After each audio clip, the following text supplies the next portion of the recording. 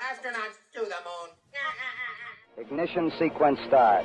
3, 2, 1. Houston, we have a problem. Liftoff. We have a liftoff. We copy you on the ground. You got a bunch of guys about to turn blue. What you're seeing here is a mirage.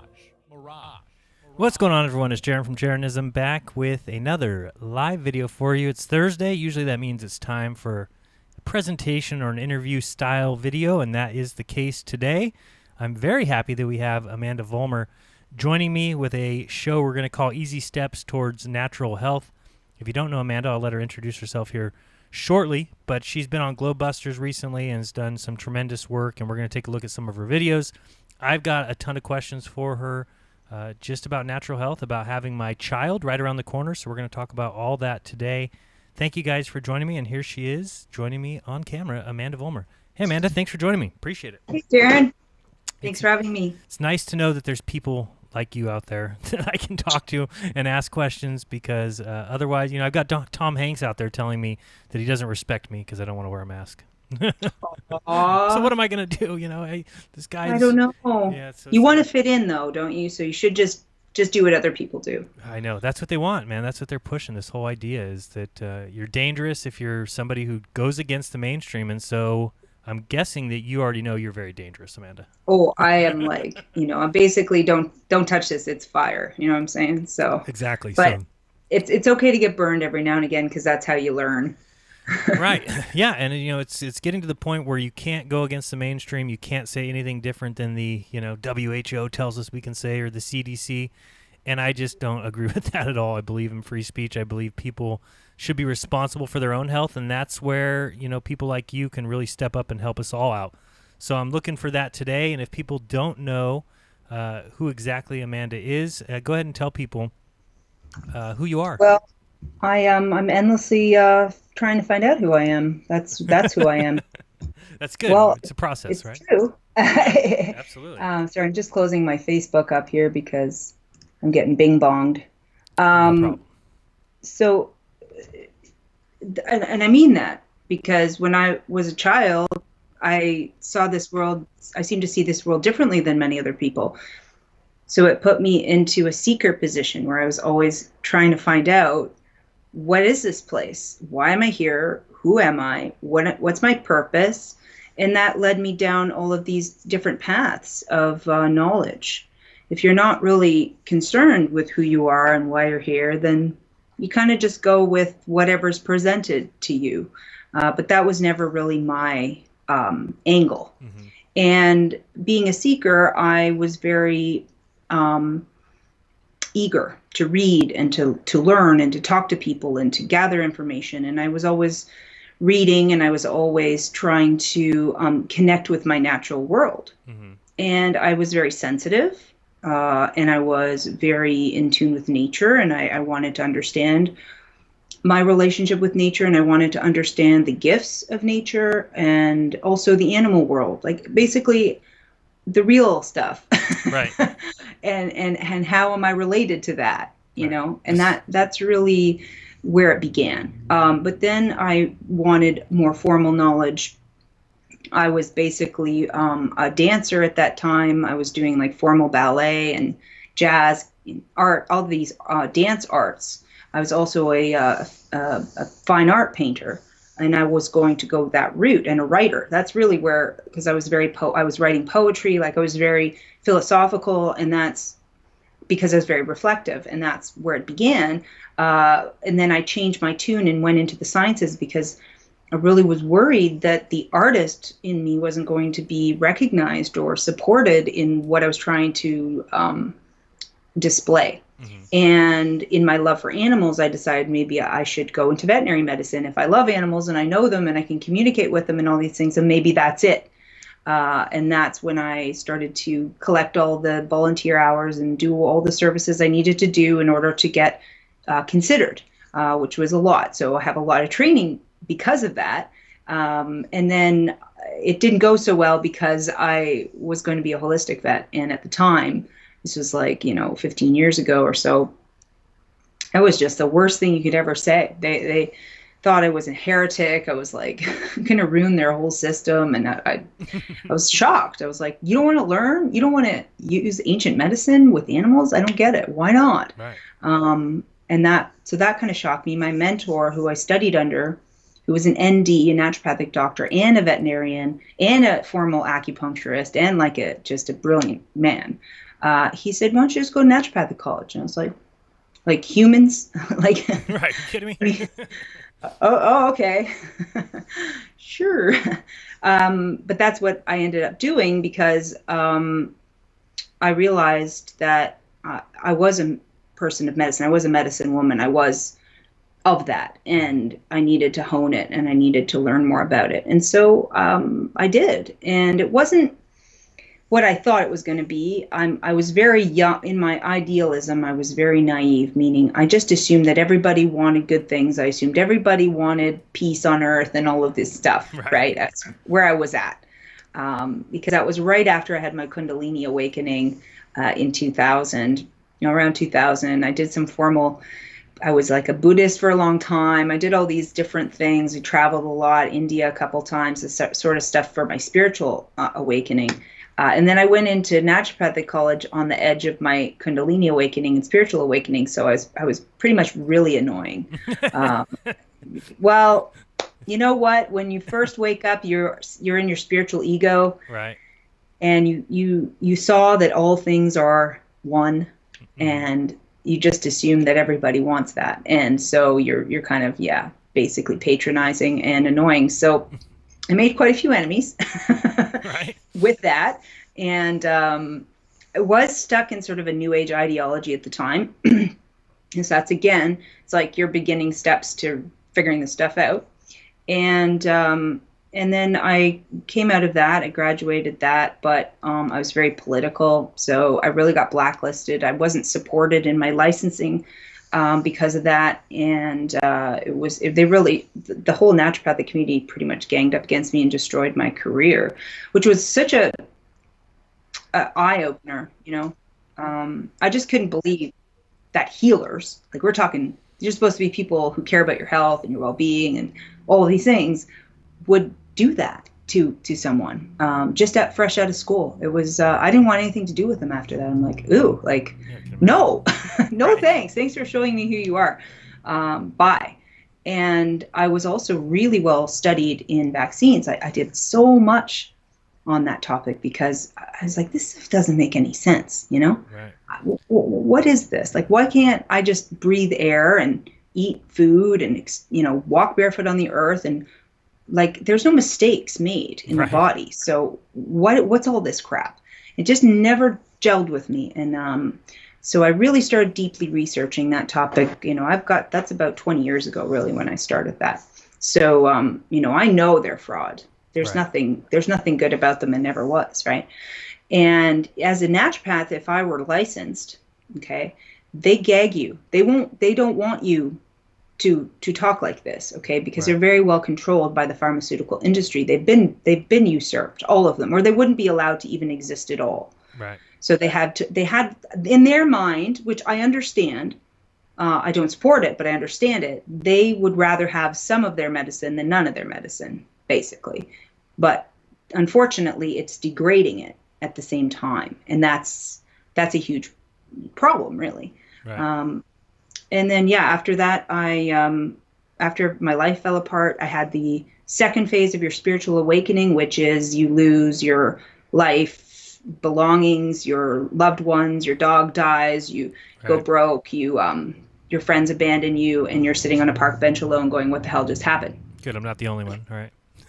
Yeah, it's normal. Yeah, it's actually normal. Right. Yeah, it's actually a mark of your spiritual awakening to have that process happen. I mean, Eckhart Tolle talks about that all the time when he was left high and dry on a park bench, right? And he's sitting there broke and wondering where he's sleeping that night. And it's part of your epiphany. It's part of your enliftment, Yeah, and it's kind of like turning a corner. You have to get around and see a whole new path. It's a whole new direction. It's not going the same way you were going. It's that, and it's an initiation. It's a rite of passage. It's what it does is that, see, now what I've built up behind me here and everything I've done, I've made that of my own. Do you know what I mean? Right. And so it was an opportunity for me to achieve something of my own soil, of my own root. And that was empowerment.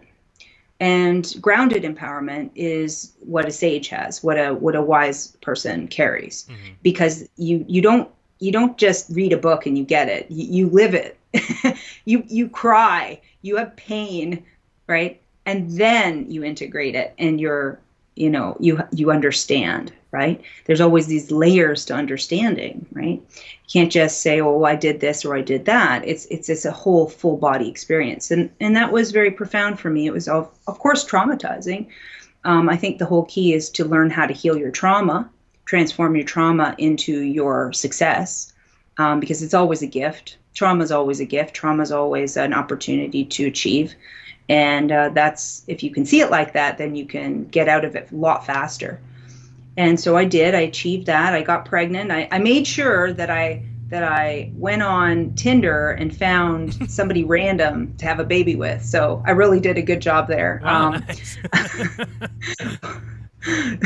So what had happened is I just was I was meditating most of the day. I was really in this lightness of my being despite everything. And I thought, my error of thinking was that I had done my karma. And I clearly had not done my karma. So I attracted a baby daddy karmically, but it was still very profound, and I wouldn't have it any other way. It was like some sort of alchemy between the two of us that would have never happened under any other circumstance, you know? Like if I had really met him and known him, there'd be no way I would have engaged on any level with this person, but it didn't matter, because I was still so a lot of healers, they get into this rescuer pattern. So they're rescuing people. They're trying to save people. They see a weakness in somebody, they feel for them, and they want to help them. It's natural. Except you do that with your closest ones, and that can become very problematic. And so that's where my head was at. And I learned a lot of things from that experience. And but when I got pregnant, I was like, yeah, I'm not staying in Toronto anymore. I'm out of this city. I can't. I'm first of all, I caught wind of what was coming. And this is back in 2011. I knew whatever this reality is destabilizing. And I need to be able to make my own fire, collect my own water, and grow my own food, and raise my baby away from whatever the heck that is. So I basically left with my stuff and moved up north and hoped that I didn't sink and I swam well. And there was a bit of tumultuous stuff going on, but I finally found this house. I was able to purchase it with help from the owner who held the mortgage for me, because I was broke. We were eating out of a food bank, right? And I just built the business listening to God, which is to me the all, and it just went from there. And then I started making products, and it was like, ooh, this is really fun. And like, ooh, am I like an alchemist? Oh, I guess with all the chemistry background, it makes sense that I would be able to put things together and make them into synergies and on and on. Well, I'm a big believer in intent, and when you're doing something like you're doing with the intent of helping people, helping children, helping people live naturally, I just think that stuff is going to rain goodness on you, and it obviously has. So I'm glad that it's going well for you.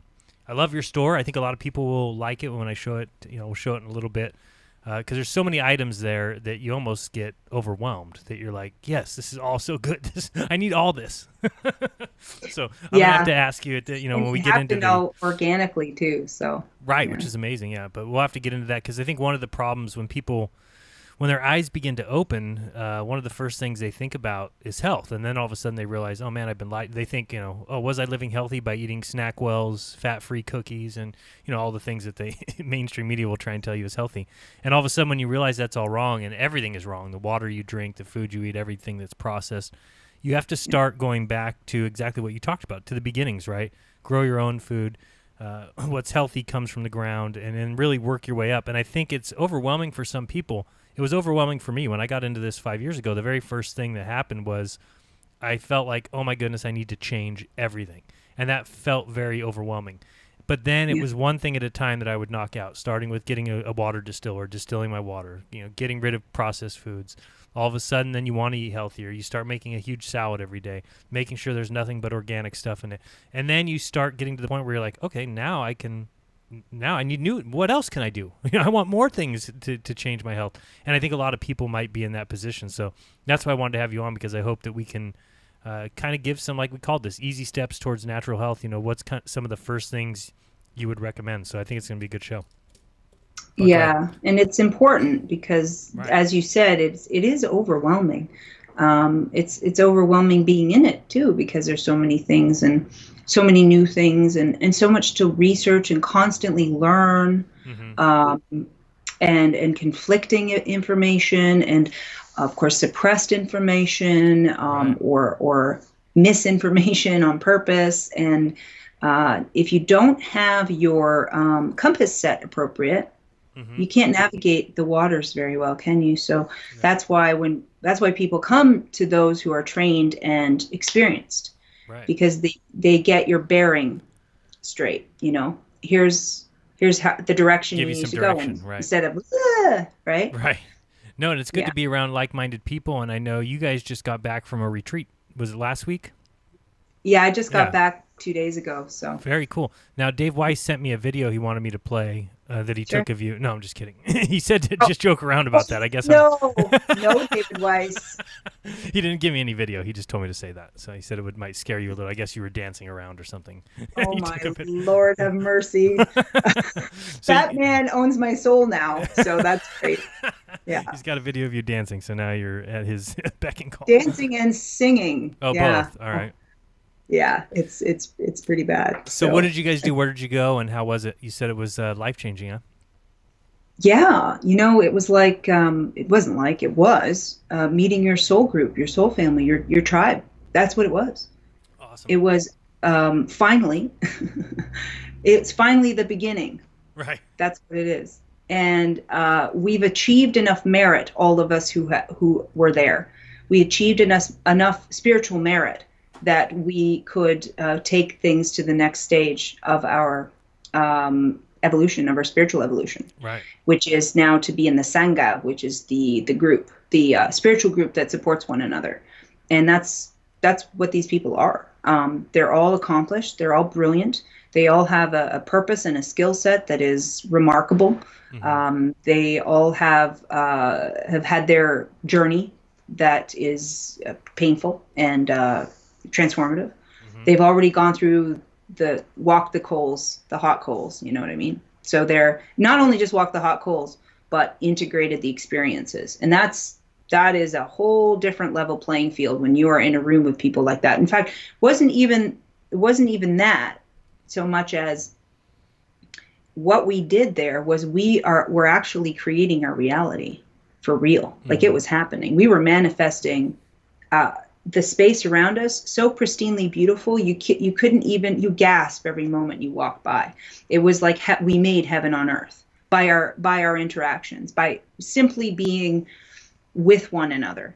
And to me, that was really profound. And I got to see how that dissolved because I was there at the end, because I went to Andy Kaufman's house, and then I stayed with him for a bit, and then we drove down together because it was Andy and James True that organized this. Right. And then at the end, he was going to have to lock up the house. So we were waiting for everybody to leave. And so I got to witness that energy dissipating slowly. And my, was it palpable. Big difference. And the beauty was there. It's a beautiful place. Okay. Let's just get that straight.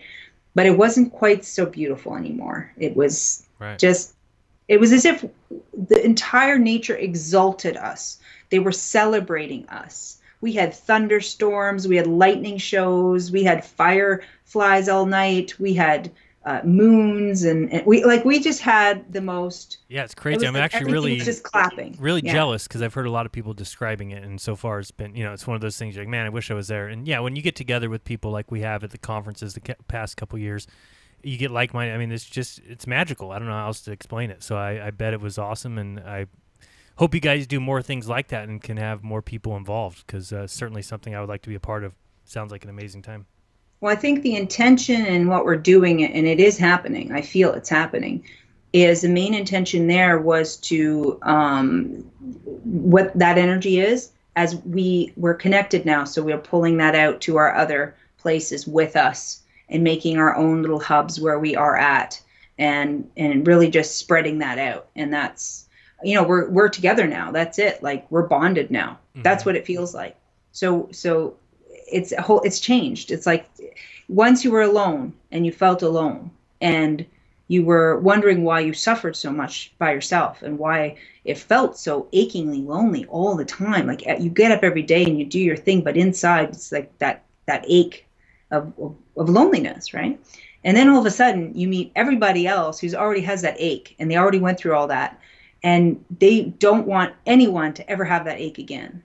And so it is. And off you go. And I think that's the awakening. I think that's what we're doing with all of this. I think it's going to force us. I think all of this stress and all this pressure and all this COVID-y stuff is to make us do this, is to force us to get together and to awaken fast. Because enough, right? Enough suffering, enough loneliness, enough of this now. Let's are we done? Like, how much harder does it have to get for you to go, yeah, I don't want that anymore? How much uglier does it have to get? How much further can they push you until you just flip out and say enough is enough? So it's a good topic to start with, just real quick, because it is the topic du jour, what everybody's talking about now. Just give everybody your idea of what's going on with Corona, where you're at with it, and steps we can take to recognize what's going on. Well, everyone has their facet of their reality and how they view their reality. Okay, so everyone who has been it doesn't touch me the way it touches other people, right? Because I don't need that impetus in my life to make changes. I've already done a lot of those changes. The people who are really being impacted directly are being stimulated to make the changes. And so what I learned through this week, which felt like a year, it felt like a concentrated bunch of teachings that you could learn in a longer period of time, but it was concentrated. And I appreciate it on so many levels, and I could do like many, many shows on just that week. But one thing I realized is that we have to stop fighting the invisible enemy, because there is no enemy.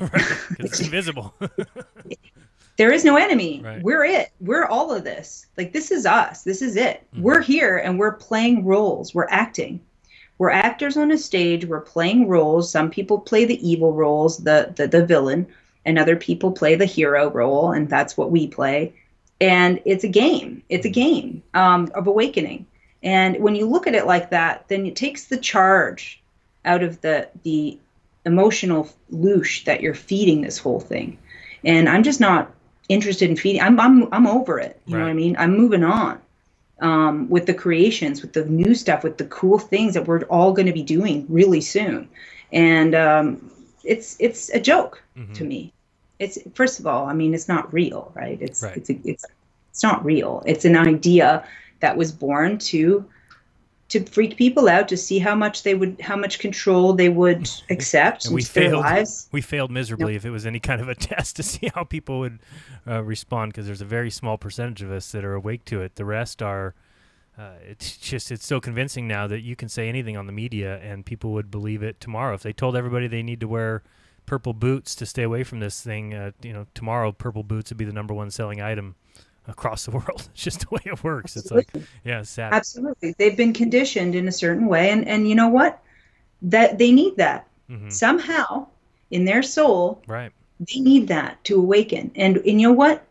God bless them. Just, you can do it. They can do it. They'll be doing that. They might even need FEMA camps. Who knows?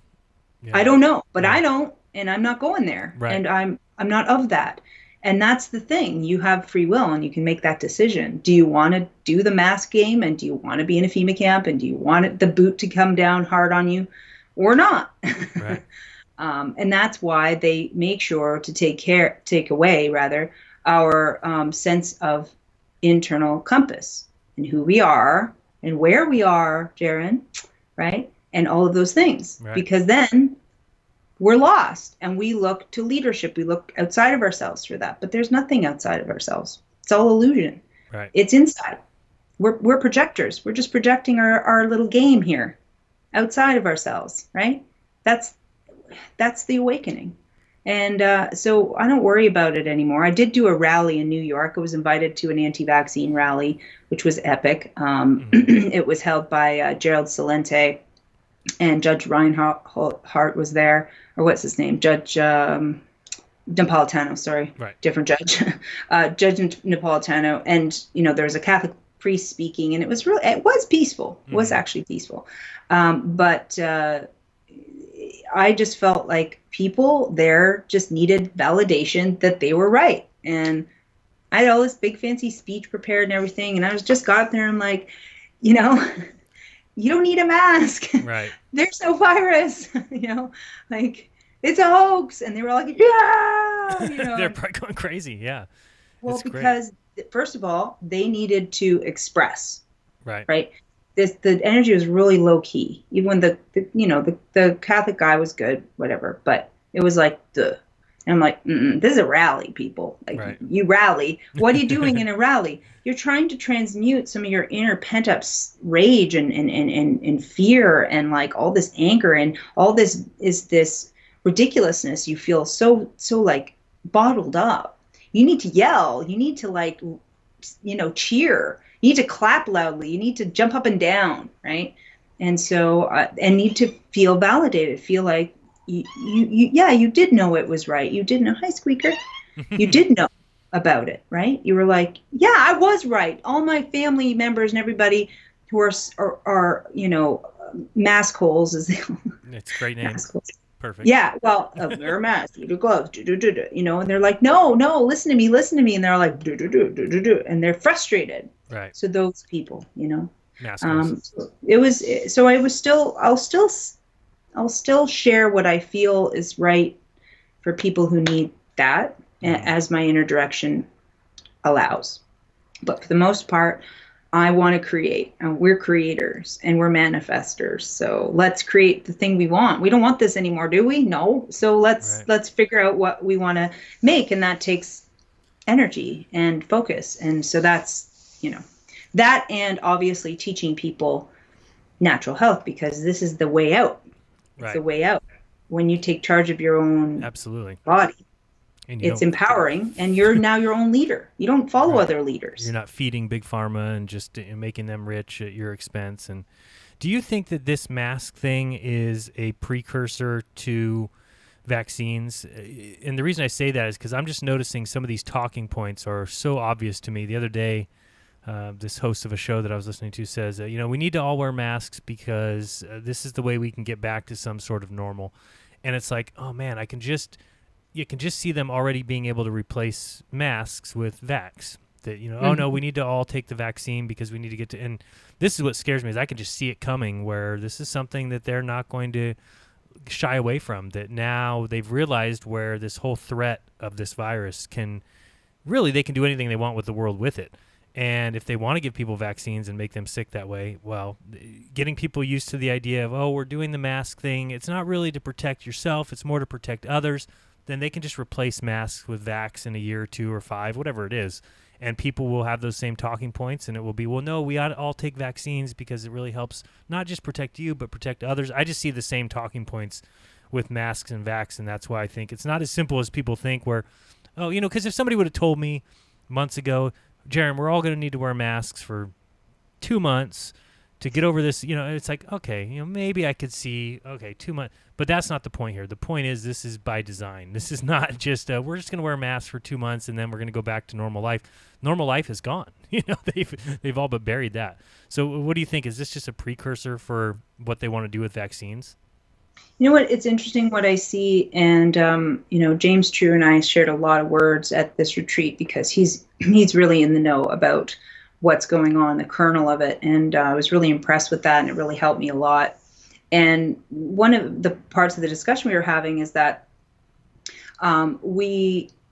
it's actually really ridiculous. I mean, if you look at some of the plan, like government plans to, help slow the spread of the pandemic, for example, which never existed. But I'm saying they had all these plans and they have all these ideas and Right. these things.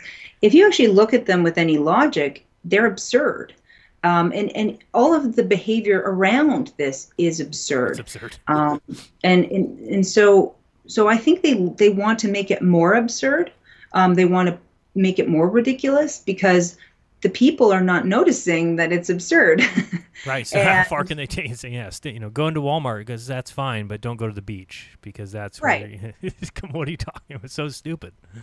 Like there's either one rule and this is how you do it. Right. But that's not how it's been done. It's been like policies, right? So some Right. stores won't do it, some will, some say walk this way, some say you do that way. It's irrelevant. And if you realize that, you go, well, this is obviously to try to push people enough into a uncomfortable place that they begin to actually notice and pay attention. It's really how I see it is a directive toward self-awareness, because these are not people who are self-aware. And I think the game is how can we use this energy to transform ourselves through the dark path. So they're walking the path of the shadow. And it's just, if we're in a duality matrix, then the path of the shadow has to be just as valid as the path of the light. And that's what took me forever to figure out. And I've been with this thought pattern before, but I was only on one level of my awareness to it. Now I've got the next few levels of this understanding, and it's coming through a lot more clear. So it's not to say that we don't want those things. Do we want all the deaths and the tragedy and the whatever? Of course we don't. And is it wrong? Yes, you could say it's wrong. But what I'm saying is that we still have choice on that, and we can still make different decisions. And if the path of dark is there to show us what we don't want, then that's its purpose, right? Until we get around to figuring out what we do want. And so those people who are still confused, they haven't found that little piece of evidence that's come through to go for the light bulb to go on in their heads and say, wait a second, right? This isn't working. This is wrong. Something's wrong here. And then they might go and do some research, and then they might go and get that next kernel and that next kernel. And then guess what? They're on the path to awakening. They're on their path to their higher mind, that light bulb going on in their third eye. And then what? You can't shut that off after that, right? No, some people, it's great. Yesterday I was at the grocery store here, and there was a guy who was wearing a shirt that said, coronavirus or COVID has just been tested positive for fraud. And I'm like, yes, awesome. This guy's wearing this shirt around the store, and people were coming up to him, asking him, where'd you get that shirt? I went up to him and said, hey, thanks for speaking out. People are waking up. It's not as dire as people might think. And I think we have to all remember, I have to look at myself 5 years ago. I didn't have a clue about any of this stuff. It's so if I was able to wake up, it's the same thing out there. And, people might think, hey, this doesn't do any good, us having these conversations or talking. It does a lot of good, because people may not buy into it right now, or they may be like, I don't know, what are you saying? How could all these doctors be lying? How could all this, all these hospitals be lying about cases? And but it takes a little time, and then people, like you said, will just go and start to do a little research on their own, and then they wake up, and then they're part of us. So it isn't dire, folks. It isn't as bad as you think. It isn't as bad as it seems. We may be a small percentage, but people are waking up every minute, really. Oh yeah, it's happening. It's happening, and I'm excited because I know it might look bad on the outside, but don't fall for the illusion. Just realize in your heart, feel it inside. You can feel it if you tune in, and that's the whole point. It's trying to get you to look in and go in and see what's going on inside of you, and let go of all the things, the false beliefs and the lies and the hurts and the really achieve something in yourself spiritually, so that you're not hating on people. Like, Black Lives Matter and all that. Those are people who they're feeding on hate. Right. They're still in so much pain that hate is the only thing that makes sense to them. And I feel for them. And we shouldn't be hating on them, because then we're not achieved. Mm-hmm. So we should be loving on them because we see their pain and we understand that pain. Actually, we've all been somewhere there in that pain, maybe not this lifetime, but that doesn't matter. Mm-hmm. And so we're trying to see this through different filters, but everybody has a different facet of the mirror ball of our existence, and they're all going to be seeing things slightly different, because that's the blessing. We do want to see everything. We do want to know every experience, good or bad. We're collecting it all. We're collecting it for transformation. Okay, it's purposeful. Every bit of it, even the stuff that doesn't seem to make sense, is purposeful. And when you get to that place and you're looking, or we were in the Rhinebeck and this mountain, right? Mm-hmm. And David Weiss just said, ask Jaron about his baby GoFundMe. We will talk about that. Yes, we know. Thank you, Dave. Thanks, Dave. But Dave's like my manager. That's what we talked about. He's like my big daddy manager. He's like your handler. Is a better word for it. Yeah, that's well, he is now. He's got like blackmail stuff over me. That's so what people always say about Dave. Is Dave your handler? Like, yeah, sure. Yeah. So he tells me what videos to do. He called me today and said, you have to do a show with Amanda Vollmer and it has to start at 2 p.m. So I'm like, all right, thanks. Thanks, Dave. But he's incredible, right? Like he had a Segway at the place. He brought his drone and did he's awesome. Sunset pictures where he's right. The sun does sit there for a long time. It's not going down. Right. He proved that. Yeah. This sitting there. Like, where's it going, right? Yeah, we're not it's falling backwards at the speed of sound. No, that's why I always call Dave Weiss the man with the plan, because he's just amazing. If he puts his mind to something, and he really is proof to me that when people say, we can change our own reality, we can change. I mean, he's that kind of guy that if he puts his mind to anything, it just happens. And so, I mean, you can just tell that intent does so much, and with his, with health and happiness and how, I don't know, he just has a great life, and you can just look at him and be like, okay, I see how it works. I want to be like that. So he's awesome. A prime manifester. Yeah. That's what a prime manifester looks like. He has the energy of manifestation. And so he can just get the idea and go ahead and do it, and off he goes. Right. Not everybody has that, but he's achieved lifetimes of so much merit that he has that. So he's like a magician. He can just poof, there it is. Poof, there it is. I tell people all the time about his Flat Earth, Sun, Moon, and Zodiac clock app. By the way, Dave, you owe me $1 for shutting that out. No, get that on Apple Store, or get it on Google. I look at it every day. It's brilliant, and it's so smart. Like what he did. Yeah, it's smart because then you can go in the archive. He taught me. I didn't even know, because he's like to go to the he has videos, a video now, like how to teach you how to use it. But there's like an archive of all the videos all back there. Right. I was like, oh, so. It's right there. And then it plays a playlist that gets around the Google censorship and the stuff we were talking about before with the show, right? That they're just deleting videos, getting rid of videos, putting new videos in the upcoming video that's going to be some mainstream propaganda. So yeah, he learns to get around that. I still always talk about it. He called me that one day and was like, I have an idea for an app. This. And I'm like, yeah, nice pipe dream, dude. That's kind of my attitude sometimes. And then it just becomes reality, because he had every intent on doing it and just kept taking the steps. So he's really taught me a lot. I think he's a great guy, and I'm glad he got to go to the retreat with you guys. Oh yeah. So, I mean, I was like by his side like every second I could. Yeah. Like, are you here? I'm going to eat next to you. Okay. He's infectious like that. I got to admit, it's like when I go to these conferences and stuff, he's somebody you just want to hang around. He kind of cheers you up no matter what's going on. So he's positive, and he's just so creative. I mean, like, he makes his own hot sauce. Right. And then he has these like flat earth stickers on the hot sauce, right? Flat earth hot sauce, absolutely. It's brilliant. That's like the guy walks around the whole property putting like little, stickers and stuff everywhere. Booby trapping like the whole place, right? Yeah, he's got the and best. He's doing that everywhere he goes. So absolutely. He's woken up a lot of He's people. got the best proof ever that the Earth is not a globe, because how could it be a globe if there is such thing as flat Earth hot sauce? So, I mean, right there, right there. What other proof do you need? There's flat Earth hot sauce. So yes, what Dave is talking about, and I want to get into this with Amanda right now, is I did put up yesterday, or this morning, I think I submitted it, a GoFundMe for my coming baby. It's a baby boy. We have a name in mind, but we're not saying, we're not really solidify on that yet. We're going to wait on that. But I just call him, Baby Campanella, and we put up a GoFundMe for our home birth, and it's very important to us. We've already been doing it for months with our midwife, but I know it's very important to you too, Amanda, and it's something you said, I forgot exactly how you put it. You said, having a home birth to keep the keep your child out of the grubby hands of the, how did you put it?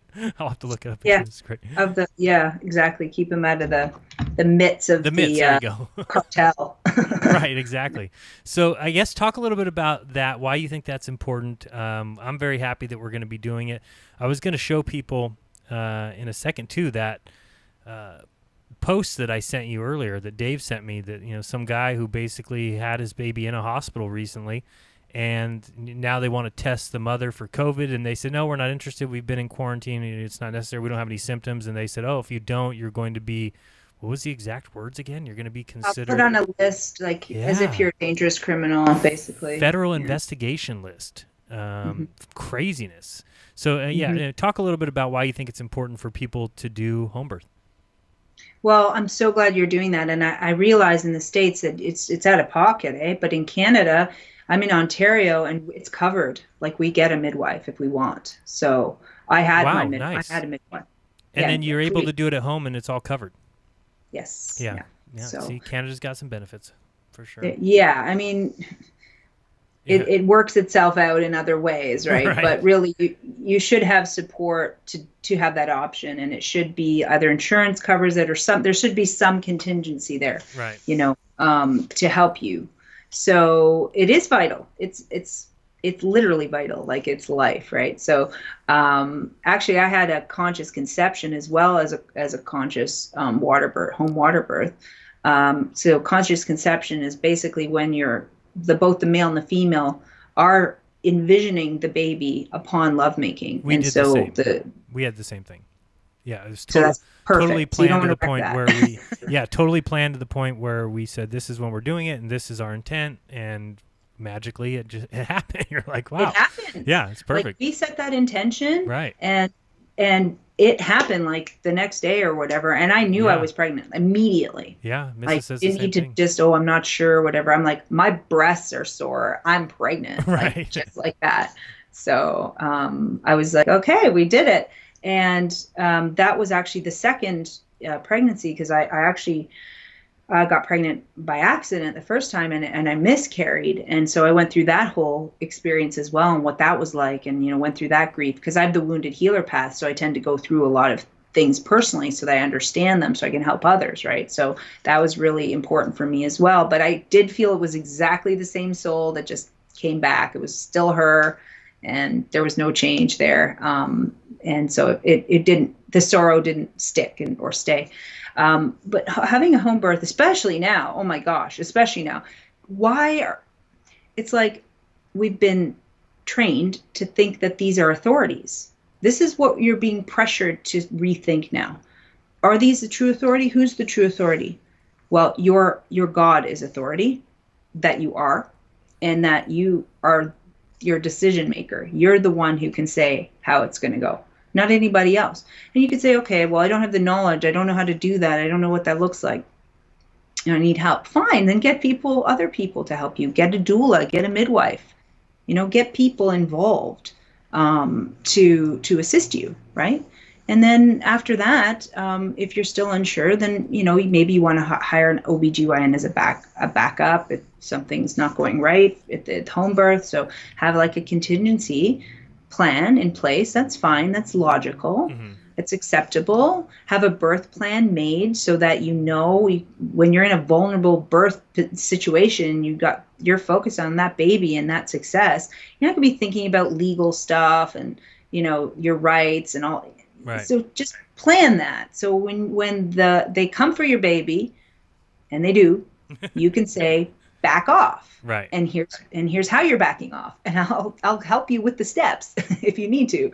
But here it is. And really it comes down to liability. They don't want to be liable. So if you put the liability on their laps with their names on the piece of paper, they aren't going to do anything. So that's really what's important, is being prepared. For all that. So the great thing about having the midwife is obviously, and this was important to us in searching for one, is we asked as we interviewed these people, hey, what is the story with vaccinations? Where do you guys stand?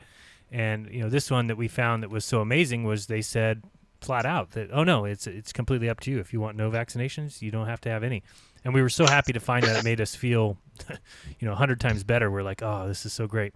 So once you have that done, so now we've got the midwives. They're not going to obviously have us do any vaccinations, which is great. They're going to, come back for the wellness visits up till the baby's 6 weeks of age. So that's fantastic. Our question is, after that, oh, no problem. After that, what is the best method for, and I guess you can call it a pediatrician. I'm talking about, what do you do as far as making sure the baby is healthy? Is it better to find somebody like you? Are there pediatricians out there that will allow you to remain unvaccinated? Is it better to go with somebody like you? What is your recommendation from, let's say when the midwife stops visiting at 6 weeks old, what's the next step as far as keeping the baby healthy? Here's the thing. Mm-hmm. If you don't vaccinate that baby and you don't give them the poison vitamin K shots, totally unnecessary, and you have them at home and you keep the cord attached as long as possible, right, and you, basically nurse them and breastfeed them, and you've done a little bit of planning in your body, and you've detoxed your body, and you got your health back up, before you got pregnant. You started your exercise routine, you started looking at better foods and nutrition, mm-hmm. and really getting your body's, I usually say at least a year before you have a baby, make sure all your nutrition is up to where it needs to be. Right. Then there's nothing that happens to your baby. Mm-hmm. The baby doesn't get sick. Your child will get the occasional little things, because they're in training, mode. And they're also in growth mode. So they'll have exanthems, which are basically a type of healing process that will remove waste through the skin, because sometimes it's not the right waste to get out through the liver, or they have, acidic proteins from the mom not eating really good foods and stuff that they have to push out through the skin. That's your chicken pox. And or they'll get things like measles and this type of stuff from vitamin A deficiency, because the mom's not eating properly. Everything that you see that's disforming or disfiguring or whatever is because they're either poisoned or they have a nutritional deficiency. That's it. Mm-hmm. So if you just pay attention to that, the child will have their occasional, usually 1 or 2 hot fevers. And you learn how to manage that naturally. You can have a naturopath or a holistic practitioner by your side to guide you and to support you, so that until you feel confident. And then after that, you can never go again to the doctor. Good. So that's it. Good. That's the goal. And as far as feeding the baby, obviously we're doing, breastfeeding up until whenever, 6 months or whatever they say, we can start introducing. No, not what 6 months. Farther? Tell me. Okay, so first of all, you want to nurse that baby as long as heavenly possible. If it's 3 years is usually the cutoff, I would suggest. Okay. Is 3 years. Okay, that's at that point that child is going to have such a strong system, is going to have every possible health opportunity from that nursing. So I recommend 3 years. If you can at least do 18 months, then I'm sure you could, leave off and feel somewhat confident that you gave that child an amazing start in life. It's like when you're building a house, right? How important is the foundation that you're going to build that house on, right? It's everything. If the foundation's over, then the house is over. Mm-hmm. If the base of the car is broken, right? If the whole frame is cracked, right, you could have everything else in perfection, but it's broken, it's garbage. So if you just think about putting the investment into your baby when they're young, the payoffs from that are exponential. So it's worth it. It's hard work. It's the hardest job you'll ever do, being a parent, okay? Right. But it's worth it to put in that sweat labor at the beginning, and don't be selfish and lazy and careless and whatever at that crucial part of their lives. So just give up your boobs, ladies. When you say 18 months, are you talking about 18 months where breast milk is all the baby's eating, or are you talking about that there's still supplement? Okay, gotcha. No. So at the age, they will tell you when they're ready for food. They'll start picking things up. And my daughter didn't want food until she was about 11 months old. Okay. So I did not give her anything else until she was 11 months old. They are very quick with the food. Mm-hmm. And they were quick with the food because the food damages their guts. And so that's why they want you to try to make you feel like your breast milk is not enough and the breast milk can't possibly get, this baby growing well and all this kind of stuff, which is just a bunch of malarkey.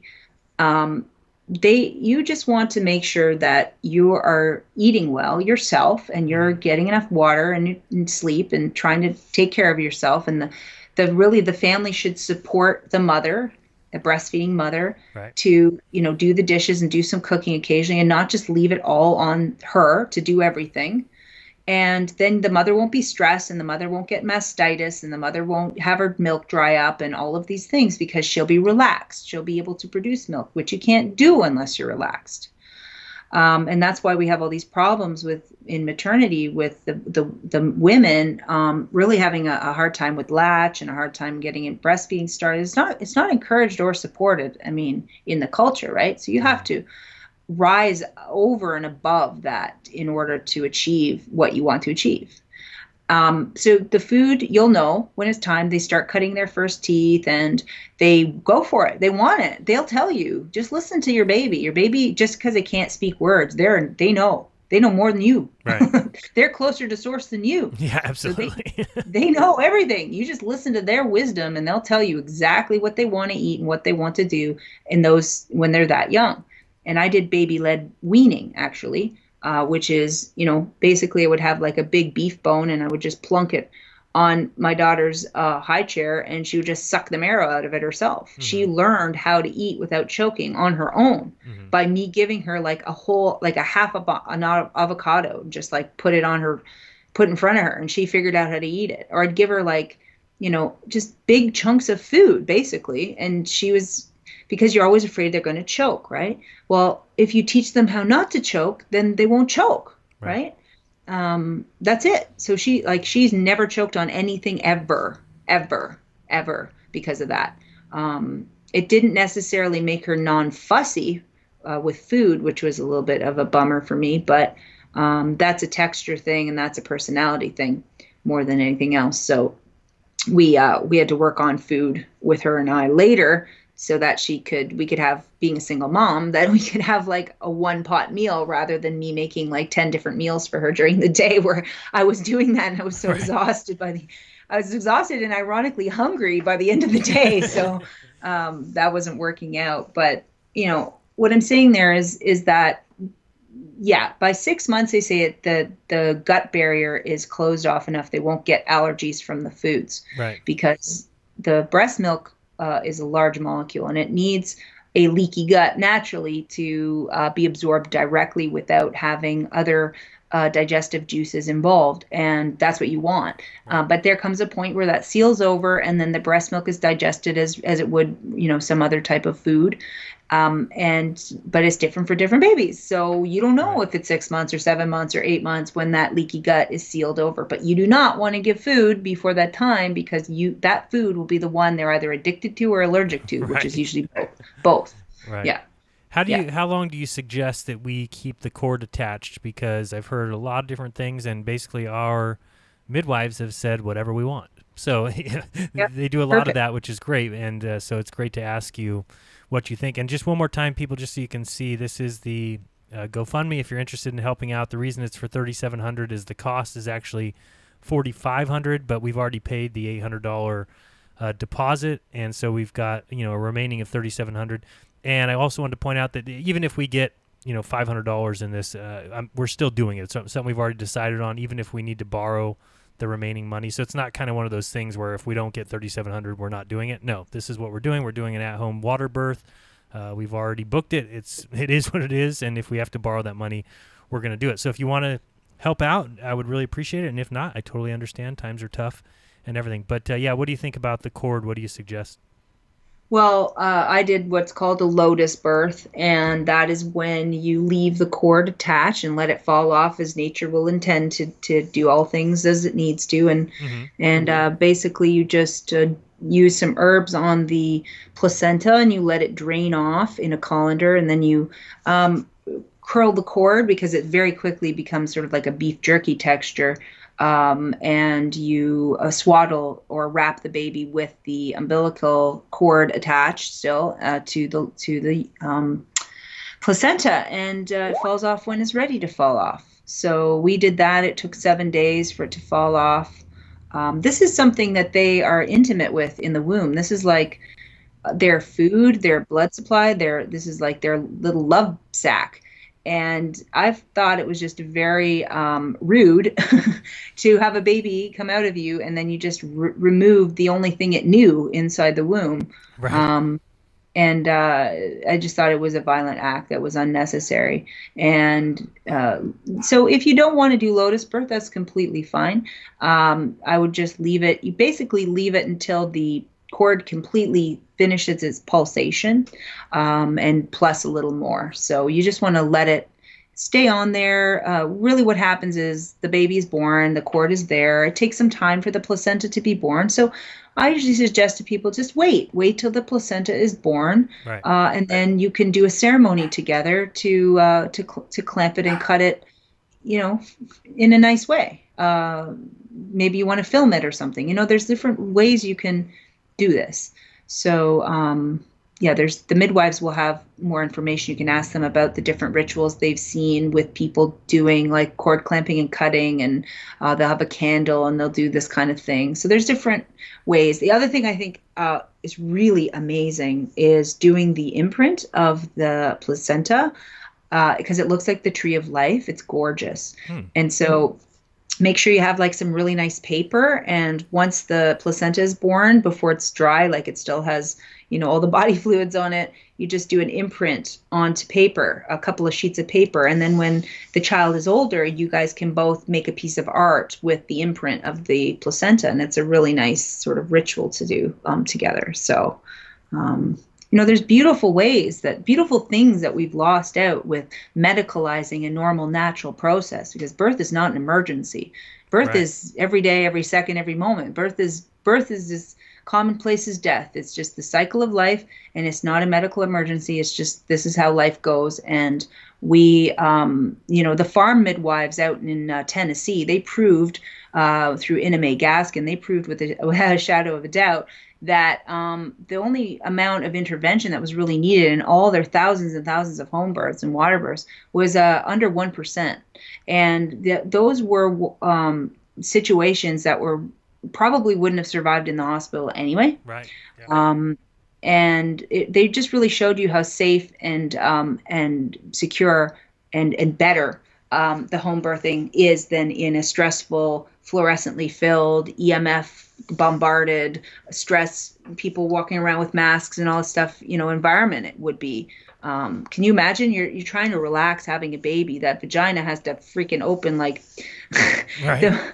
to let this bowling ball head out of your body, right? And basically you got like, people sticking monitors on you and stuck in stuff in your arms and, blooping and blopping, and, everybody's not sure what's happening, and anything could go wrong at any second. And, how the likelihood of going into a C-section situation there is really high. All you need Right. is one jerk off doctor saying, well, we're really worried because the heart rate's variable, and we should really, we might have to do a C-section. All you need to do is tell a woman that, and she's shut down her labor so quick, you'll be for sure into a surgery at that point. Right. It's by design, right? And so that's why you don't Absolutely. put yourself in those situations in the first place. You know what I would do if you can't afford a midwife? Hire a doula, hire people who have been around babies, Right. pay a fee, whatever, and just birth unassisted. If I had another baby, I wouldn't even do the midwives. I'd birth unassisted. Wow. That's Yeah, it. and I think it's so important, and even with the money, it's so important in the way that we've had the care so far, where, if we go in for a appointment, it's, an hour long, we're able to ask whatever we want. They're there with us. It's so much different than the hospital system where they just don't care. And I did bring up, just so if people are interested, if you go to bigvalleymidwives.com, and I'm sure, there's tons of midwives. This is just the one we went to. But, go to the, questions about home birth and read through these FAQs. Really good. You'll understand exactly why we're doing it and why so many people should do it. And like you said, you're saying on your next one, you would do it even without the midwives, huh? You would Oh just do yeah. unassisted, yeah. Because even the midwives were still medicalized, because they've Right. done that to them, right? So Yeah. they're not holistic. been trained away from holism and into medicalism, because if they want rights to go into hospitals and rights to do things, then they have to jump through all these hoops all the time. Right. And it's made them fear-based, and it's put them in a real, strange position. And that's unfortunate. But, I basically, it took me almost an hour to birth my placenta. And I said, like, didn't realize that placental birth was like, had a clock, that it's coming out on, 20 minutes later, the end, right? Like that's a false belief. Everybody's body's different. Every level where your stress levels are at, it's exciting. You just met your baby, I wasn't in the relaxed mode, so I held on to it a little bit. So what? Right. It came 45 minutes later, no problem, didn't it? So they were hot to trot with the oxytocin. They were just about ready. Like they had the needle primed. I'm like, why did you waste your oxytocin like that? Because you're not putting that in my body. Right. So, we'll just put it in your thigh. I'm like, you're gonna, I'll be putting it in your thigh if you come any closer to me with that. Right. If you want to mess up your nursing experience, then just do oxytocin or pitocin. Your nursing experience is over. It's terrible. You get too much milk let down. The baby chokes on the milk. It's just hell for the baby. Mom gets frustrated. Then she ends up having to pump, and everybody hates pumping. And it just wrecks the whole thing. Like, just stop meddling. Why do we keep meddling with everything? It is already perfectly designed. Now, right. Just let it happen. Just be patient. Just wait. Yeah. It'll come out of you. It'll be fine. Relax, breathe. We asked the midwife, what is the, can you get an extended, cord cut at the hospital? She goes, oh yeah, you'll never get them to wait 30 seconds. She said, yeah. It won't happen. And so with them, at least we found a good one, because we went through a couple, and these ones were they're as holistic as we could find. And so we're happy with them, and they're very open to whatever we're down for, they're down for. So I really like that. But one of the things I'm really happy we don't have to deal with, like I said, this post that Dave Weiss sent me from a friend that says, Danielle and I just had baby number 4 and our first here in Texas. After a 15-hour labor, the nurse came in and told us that Danielle must do a COVID test. We declined, stating there was no reason to do so as we had been quarantined. The nurse said that it's your right, and then she left. Less than 5 minutes later, another nurse came in and said, I just want to inform you that if you decline this test, you'll be placed on what she called the federal investigation list. She then told us that we would all be considered positive, me and my family, and the baby would not be able to leave with us. So, I mean, when you read stories like this, I'm just like so relieved that we're doing it this way and appreciate everyone. If that person was informed, right, they would say, can I have your name, please? Right. What's your name? And the name of the witness, and say, so what's going to happen next is your name is going on a liability form that I will be serving you. And I will also be serving you for my time, because I have a fee schedule, because I don't do these things for free. And then, so you're going to have to pay a bill, but also you're going to be liable if anything negative repercussion happens to me, my wife, my child, as a result of your actions. Right. Can I get a hell yeah? Right. And then you go and you do that, because they're going to probably say, oh, no thanks. Right. They just expect you to adhere. And to, that's to right. And that's why, that's why the dark, right? The bad, the negative, all these things, they are actually trying to help us stand up for ourselves. Right. Yeah. That's exactly. So we thank this nurse, these crazy people who are trying to wake you up. Right. So give them gratitude, and if you're ever confronted with something like that, say, thank you so much. You're so right. I am being so silly to think that you have authority over me. Pardon me. And say no thank you, and stand up for yourself, right? I'll also put in the show notes, just so people can find, this is Dave Weiss sent me this. He said, get this for your baby. I'm like, where'd this come from? It's actually his Teespring store, but I love this shirt if people can see it.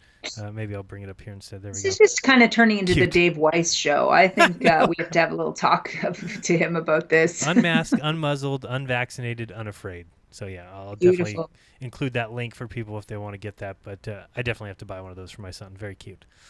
That is very cute. Yeah, very much so. So I wanted to show people, I guess we could start with some of your videos that you showed me that I think are important that people might want to check out.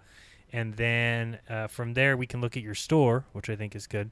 But let's talk about which one do you want to start with first? The vaccines? Open the vitamin K one because that's sort of where it begins. Okay, great. So this video here. So, yeah. That video was a few years ago. It was a request from a friend who said that they were really confused about the vitamin K shot and they wanted to know if they should do it or not. And they asked their GP or somebody. Mm-hmm. No, I think it was actually the midwife, and the midwife actually supported it and gave me some article. And basically I went through the article and I refuted all the claims one by one with evidence, science-backed information. And then I proceeded to write a blog article, and then I proceeded to do this video. And so in the chat, or sorry, in the description, you'll see a lot of information that's really important there, Mm-hmm. Which I probably have to update some of because now I have a new website, which is yumnaturals.com. But before, this, I had mummyemporium.org. Mm-hmm. Yeah. So this is important if you're going to have a baby, because you got to understand what happened here. Mm-hmm. What this whole vitamin K is not, it's just a vitamin, it's fine. No, it's a synthetic vitamin, and it's got the most aluminum of any vaccine in it.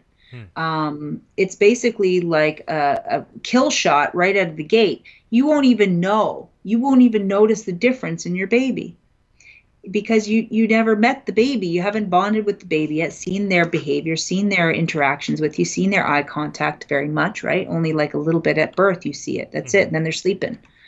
And so if somebody poisons your baby, how are you going to be able to tell the difference that they've been poisoned now? It's very, very insidious. Right.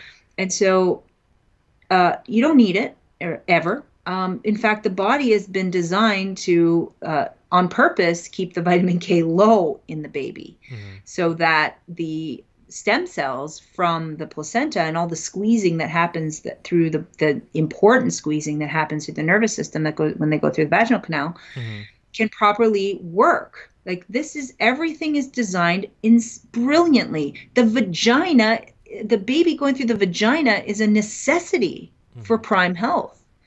Cutting it out is not going to be the same. They have a totally different gut flora when they don't go through the vaginal canal. They have a completely different nervous system set up because they don't have the squeezing action of the vaginal canal. Okay. It's important to have a vaginal birth. And of course, having them, say otherwise is again, that test where you can say that's ridiculous or not, whether you blindly follow authority or whether you'd rather listen to your inner authority in your own direction, right? It's all that. And the vitamin K came from, back in Britain, they were having a lot of violent births, and probably they really loved smacking the baby when they come out, and God only knows, mother probably strapped down and had their coccyx, which is their tailbone, pushed up, which makes a really hard birth. I mean, the worst position for birth is on your back. Oh my Lord. Like, that's the opposite. I was on all fours, screaming and howling at the full moon when I had my baby.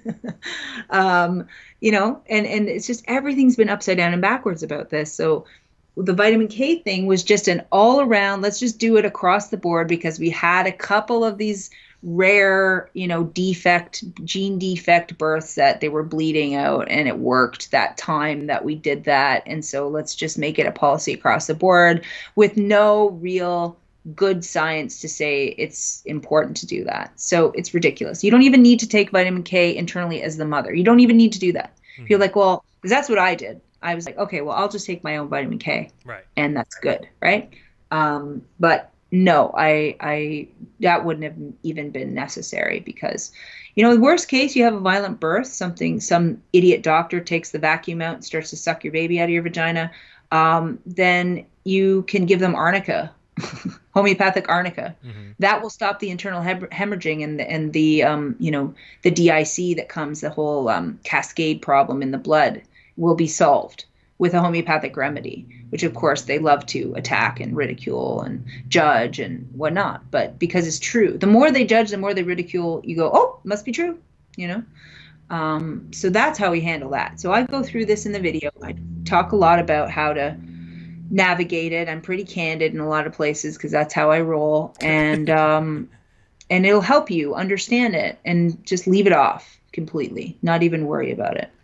Great. And like I said, all these videos that we're going to be discussing, there'll be links in the description, so check them out. So that's the vitamin K one on newborns, and I see also you talk about keeping the cord attached, and those important things here.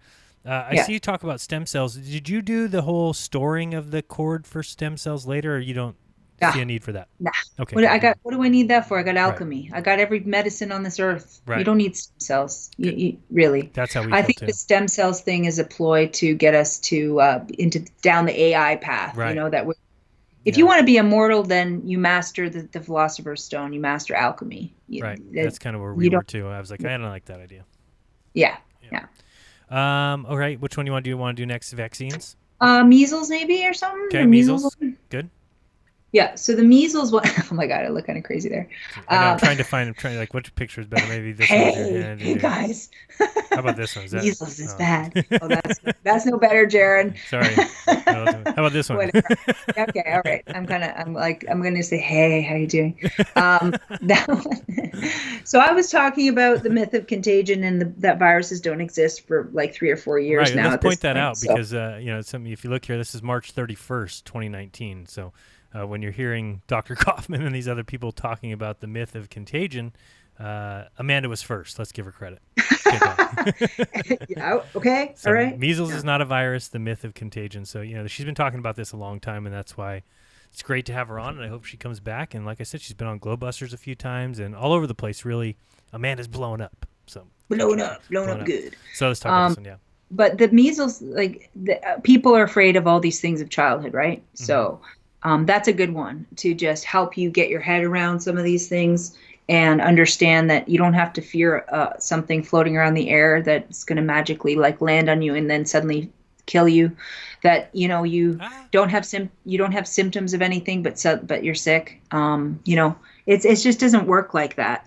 So I think this one is a really important piece of information for where we are now with this, COVID hoax thing, mm-hmm. and how we are with, babies and trying to figure out why they get things when they get them and what that expression is about, and that it's not caused by something floating around but because, the uncle came over and gave him a kiss on the face. Now he's, sick. That it's the body always trying to relieve and remove the waste out. And if it doesn't go out through the liver, then it'll go out through the skin. And there's different systems that are active and repairing and moving proteins and moving materials. And then there are new challenges that come into the body through foods. And it's just how it happens. And so that one I like for. And there's so many great links in here. Stuff about Merck and the MMR vaccine links. Contagion myth discussed. So many things. Stefan Lanka's video, the Supreme Court that viruses do not exist, antibody deception. So there's so many links here. This is a great place for people to go. One of the links, though, that you can't do anymore is your PayPal link. You're in company with me. I was also booted from PayPal. So this proof that we can't talk about things without getting in trouble from Big Daddy. That's okay, because when they keep doing that, when they keep saying no, and they keep pressuring you like that, what happens is, like anything in nature, it'll find another way. Right. So I like the description of crumble upwards. I crumble upwards, right? So go ahead, attack me, and we'll crumble upwards. Yeah, absolutely. Yeah, and it's better now. I'm better now. I'm stronger now. I have a different payment processor. Everything's better from them. So I thank them for censoring me. Yeah, I agree too. And so what are you gonna do? Okay, so this is great. People should check this one out. Measles is not a virus. The myth of contagion. Which one you want to do next? We have circumcision or vaccines. Oh, yeah. Circumcision. Okay. Circumcision. Let's talk about that one. Okay, let me just put this as blunt as it possibly can. Okay. Don't cut your baby's dick. Okay? Absolutely. How about that? Yes, okay? that's good. We good with that? Can't much get more blunt than that. All right. Just wanted to say that because there's a lot of functions to the foreskin, and it's none of your business. Just because you had the baby, you don't own that baby's soul. Okay. Right. You're not the devil, are you? So you don't own the baby's soul. That's now has its own rights and decisions. And if that child feels that it is, it goes into a religious cult and wants to cut its pee-pee, then that's his decision later. Right. But for now, you just leave it all well alone. Okay. It's not cleaner. It's not safer. It doesn't prevent any diseases. In fact, the opposite. Without having it, you're more vulnerable to things. You don't bond with your mate that well. If you don't have the nervous system component of the tip of the penis that touches the nervous system component that's matched inside the female, you don't bond properly. It's real easy to get a divorce when you don't have a neural link with your mate. Okay. I mean, that's just one of many benefits. For example, not having dry, painful sex. You need kind of that sliding mechanism for the foreskin. And it's a huge piece of tissue. I mean, it is massive. You can make a wallet from it, literally. So this is just something to get your head around for people, just to understand that there's a lot of myths around it. There's a lot of fake news, if you will, about circumcision. Right. There's even people in Judaism that don't do it anymore. Like, that's a growing movement that they're like, yeah, we're good. Like, we don't need to sacrifice our sons anymore. We're okay with that. Right. We've so past that. it doesn't, yeah. So that's important, because if you have a boy, then you're going to be asked. I mean, there's like, it's crazy. They're like hot for it in the hospitals. Like, before they even inject your baby, they're like, do you want us to cut your baby? Can we cut your baby? You know, we just want to cut your baby. Sickos. Well, they are, but it's a hot market. I mean, you can sell that foreskin for a pretty penny. Geez. You know, they want their payday off of your body parts. Jamie Lee Curtis needs it. Yeah, she might need that, but you know, she probably has a lot of fun. So I just, leave well enough alone. Good for her. Diddle with whatever you got. It right? ain't gonna be my sons, so yeah, you know. yeah. And the crazy thing is, if you keep cutting, because we actually have a Lamarck, actually, not just the evolution is a lie. The way Of course. So yeah, so all that's crap. So we had some pretty amazing people back when trying to explain to people that we actually have, if you alter your body and then you have a baby and that baby alters their body in the same way, and then they have a baby and that baby alters their body in the same way, it's an adaptive function that later that next baby number 4 might be born with a one that's deficient or problematic, because it's like you've told your genetic lineage no to something. And we do have actual cellular memory like that passes down from generation to generation. So it's important. If you are a vegan, like say you're generations of vegans, the 4th or 5th generation of a family or lineage of vegans will have adapted enzyme systems to function better with being vegan, because they had to. You know what I mean? So we do have these certain Lamarckian adaptations that are non-genetic in nature. It doesn't have anything to do with the DNA alteration directly. So that's really important. And if we continue to keep cutting, we're going to lose something important in our culture. So we got to just, it's okay if you're cut. Your son doesn't have to look like you, which is what a weird thing that people say. What? Like, hey Dad, can I compare your dick with my dick today? I just wanted to see like if it was like the same, or are we good, or like what? Like, huh? Who's doing that? I mean, who exactly? But that's one of the arguments, right? Right. Yeah. That, well, mine's like this, so my son's going to be like that, so he doesn't feel different. But it's like, I don't think you should be looking at your penis all the time necessarily, but it's just my opinion. But probably not. You know what I mean? It doesn't make sense. Good position to take. Yeah.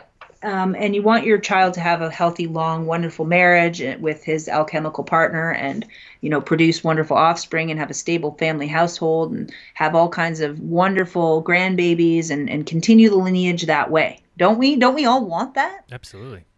Well, then don't cut the dick. All right, there you go. Good. Not going to do it.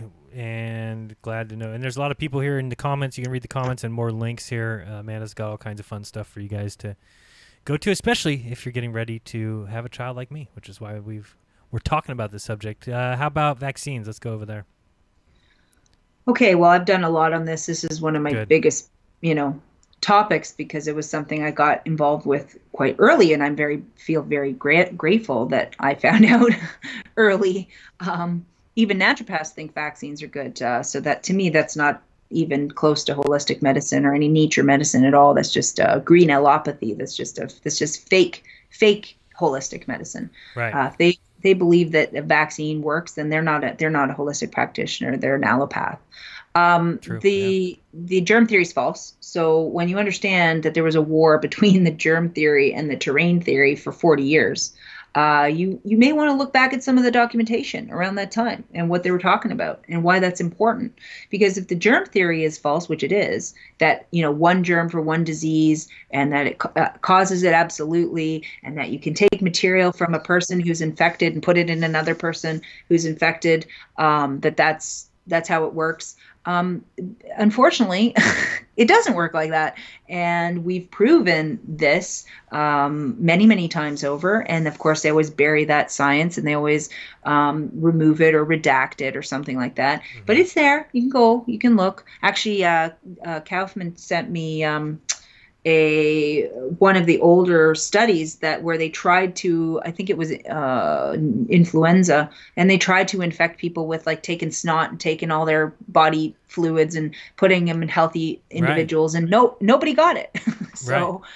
You know what I mean? Like this is always born of a really demented kind of idea in way back when it was like wartime, really, and yep. They wanted to control people and they wanted to hide their evil deeds of poisoning people with like metals and other kinds of pollutants, pesticides, and all these things they were dinking around with. They were even dinking around with wireless back then, and it was causing all kinds of problems. It caused the flu of the 1918 Spanish flu was mainly a causation from using ocean-wide wireless, affecting the ether and damaging our oxygen carrying capacity. So that's what we're seeing again today with the GGGGG, because we can't say that. I know, how dare you? And I think it's Invisible Rainbow, right? Is the book? Yep. Yeah. Arthur Furstenberg. Yep. That's the one to read about that. It's all there. It's all there. You just need to look and you need to find it, and you need to get the leads on the correct people who have been uncovering this work for, the behalf of all. And we're getting there because once this, Andy's doing a great job. He's really got a lot of people listening because people still need to appeal to authority, and that's fine. They need an MD to say it, that's great. And we have an MD saying it. We have Scott Jensen saying it. We have all these people coming out and saying it who are, in the system. They're part of the cult, and they mostly want out and are getting out anyway. Now I hear Jensen's being investigated now. Yeah, he is. Unbelievable. Yeah. So this is the problem, is you have so many people saying, well, if these things were true, Jaron, and all these hoaxes were going on and these lies, wouldn't somebody speak up? That's all you need to see, is that when somebody does, they're punished for doing it. And by doing that to one person, it quiets everybody. So that's the reason why nobody speaks up, because the second somebody does, they get investigated, and then their whole career is gone. That's right. That's it. That's how they keep it. It's the mobster attitude, right? Right. That's what the mob does.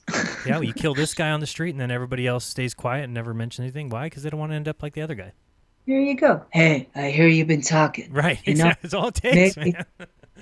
Yeah. Maybe you should sleep with one eye open tonight. It's like you sound like you've done that before. Now that I think about it. No. The great thing is too, and we need to check out this video. I can't wait to watch it after, because Amanda said this is one of her best videos. We all have these. If you're a YouTube creator, you've got that one video that you're like so pumped and you think it's so great and packed full of information. It's the one nobody watches. So this is the one she said, because she's only got 921 views on this one, and she says it's some of her best work, especially on vaccines. So make sure you check out this link, which will be in the description. I can't wait to watch. It's 2 hours, and I'm just going through and looking at the graphics, and I'm loving it. So can't wait to watch some of this. Oh man, I know. But that was when Sally asked me to refute this HR bill. It actually wasn't even fully. It was a resolution, not a true bill. But anyway. It got fire in my belly for sure, because it was really ridiculous. Mm-hmm. There were so many bad arguments in there.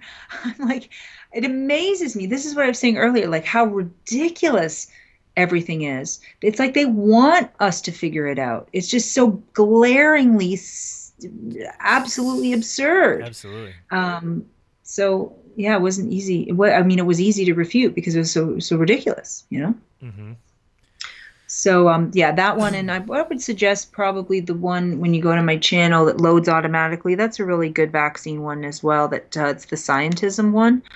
I think that's another one worth your time. I think if you go to where is it? Videos. Oh, it comes up on mine. It's like the first. Oh, it's You like know one when of you go those right little- to your. Huh, Is it I thought it home? was on the homepage, but maybe not. That's I weird. don't see. If you send me the link right after, I'll make sure I put it in. Okay. Oh, my wife's gonna want to see this one. I didn't know you did something on eczema. She has a little bit of eczema. I'm gonna check Yep. this one out too. Yeah, I make an eczema cream that works like 100% of the time, pretty much. So let's talk a little bit, real quick, about DMSO. I mean, I've heard so many people tell me you've changed their life with it. So this is the website, and it's been on the screen for most of the time. Healingwithdmso.com. This is a book that you wrote. When did you write this? How long ago? This was last. So not this winter. The last winter was when I was Okay. offered the book to write the book, and I must have gone out of my mind to say yes, but I did. And then I proceeded to write throughout the entire summer and through the following winter. The book was actually twice the size, but they edited it quite well. Actually, I'm happy with it now. Originally, I was kind of a little bit sad because how much I'd put in. But now I actually have more volumes that I can produce because there's so much more information that hasn't made it into this book. But this one, it's a really helpful primer. It's a really clear introduction. It goes through the history of DMSO, how it got suppressed, what was all the controversy about it. You know, it talks about the chemical structure, the amazing properties of it, and then it goes into how you can mix it with other things, and the different conditions that it can be used for and how. And then I go into actual protocols and remedies or recipes that you can actually make at home, which of all the books, and I read them all except ones that I couldn't get translated into from the German. Nothing really did it like this. Nothing was really simplified. It was either really, really super complicated, like you had to really know the scientific jargon to read it, or it was like a massive book. Like, I mean, that's sitting on your bedside table for a long time, that one, you know, or it was for doctors, like specifically for doctors, or it was translated from another language and that had its own problems, but nothing had like this. Nothing was like this. And so that was something, this is definitely something I'm really proud of because I did something that hasn't been done before. And it's kind of rare to do that, I think, in some ways in this day and age with so much being done, you know? So that was learning about DMSO and explaining it to people has been really a highlight for me because it is transformative when people start to use it and they realize their own power, that just to have something that's so wide range of use that you always can go to something when you have an issue and get a result that's really satisfying to, you know, take down your emergency level of panic or fear or pain or whatever, right? Right. It's a big deal. So yeah, it's an important substance to learn about and to get into your lifestyle for sure. Sweet. So yeah, people can check that out. Obviously, the link will be in the description as well. But yeah, DMSO is a substance that every person should keep in their home, every parent should have in the first aid kit, and every doctor's office and hospital should have on hand. However, as you will learn, in North America, it is a persecuted drug, like many we've talked about before. And I believe that its persecution has been fueled by misinformation, legal suppression, and medical dogma. So this book dispels some of those myths. And like I said, I've heard from several people saying that this book changed their life and has really helped them with all kinds of either minor ailments or even major ones. So congratulations on being a part of changing so many people's lives. It's awesome. Thank you. Yeah, it's really quite a powerful thing when you get into authorship and realize, well, first of all, that it's a trial by fire because it was a really hard thing to do because I've been trained to write scientifically and that's how I wrote the book. And then the publisher's like, yeah, no, you can't say those words. I'm like, oh, all right. So I had to rewrite everything and explain every single of those words, which was so difficult for me to do. But because of that process, the people who read it, they get sort of both sides of it and they can elevate themselves with that using that knowledge of the verbiage and the basic science of it and all of these things, so they feel more confident, as with anyone who has the education. And it's really about that. And same thing with your health, your having a baby, anything in life, getting a job, creating a job. It's all going to be about what level of knowledge you've taken the time to invite into your body and process, rather than wasting your time watching television. I can't believe people do that. They just come home from work. They worked all day. I know they're tired. I get it. But then to just accept that, and say, oh, now I'm going to watch like Archie Bunker for like 3 hours tonight on the television, rather than read a book on, health or. There's nothing you're going to learn from the TV programming that people watch. It's like, it's just, it's like a brain killer, man. And it's done on purpose. Yeah. I think it's there to say, all right, you don't want to try hard anymore. Right. You don't want to achieve anymore. Fine. Here you go. Here you go. Right. You want this? You got it. There it is. Because this takes effort. This takes discipline, right? It takes a different behavior than you're currently in a habit. You have to change a lot to do it. And if you're lazy, or if you're in the sin of sloth, right, then oh well, you got your TV and you got your Doritos and your pop, and and again, it's fine. If that's what you want to experience in this lifetime, that is none of my business. Right, okay? Go ahead. That's what I always say too. It's like, it's up to each person. But like sports, because the brain is so hungry for information that sports fills that with stats. What team has which record, which guys got which batting average, which passer has the best rating, and guys just eat that stuff up. And I think if they only realize your brain is hungry for and there's so much better information than stats that would do absolutely nothing for you and never will. It's just it's like fake food for your brain. Yeah, I know. Yeah, there's a lot of things that are there for our distraction, and that's fine, because it's like you're in a big race, right? And it's an obstacle. It's an obstacle course. And if it's just like, oh, run from A to B, well, that's nice, but it's not very challenging. Right. But then you put all the obstacles in the way. Whoa, now we got something to work for here. Now when you reach the end of that race, well, my goodness, have you achieved something so monumental? You're going to have such a newfound self-respect and self-confidence and a merit that you can work with. It's all about achieving that goal. And so if one of your obstacles is the television or the refrigerator or a coworker or having a baby or whatever, if you can look at it as this is a really wonderful opportunity for you to achieve something and advance yourself, you'll have a way better success rate with that challenge. You'll listen better to what the cues of your soul are to direct you into the proper information. How many people tell me that something magical happened and they found me that way, or they heard a word and they felt like called, to me or something. I get that story all the time. And these are people who are listening very quietly inside of themselves for cues and direction, right? And I think eventually that's why people burn out and get sick and get into trauma and get into like a hospital bed situation, because that's the only thing they have at that point is to think and be with their own thoughts and their own inner world, right? That's the only way it'll make them stop and listen.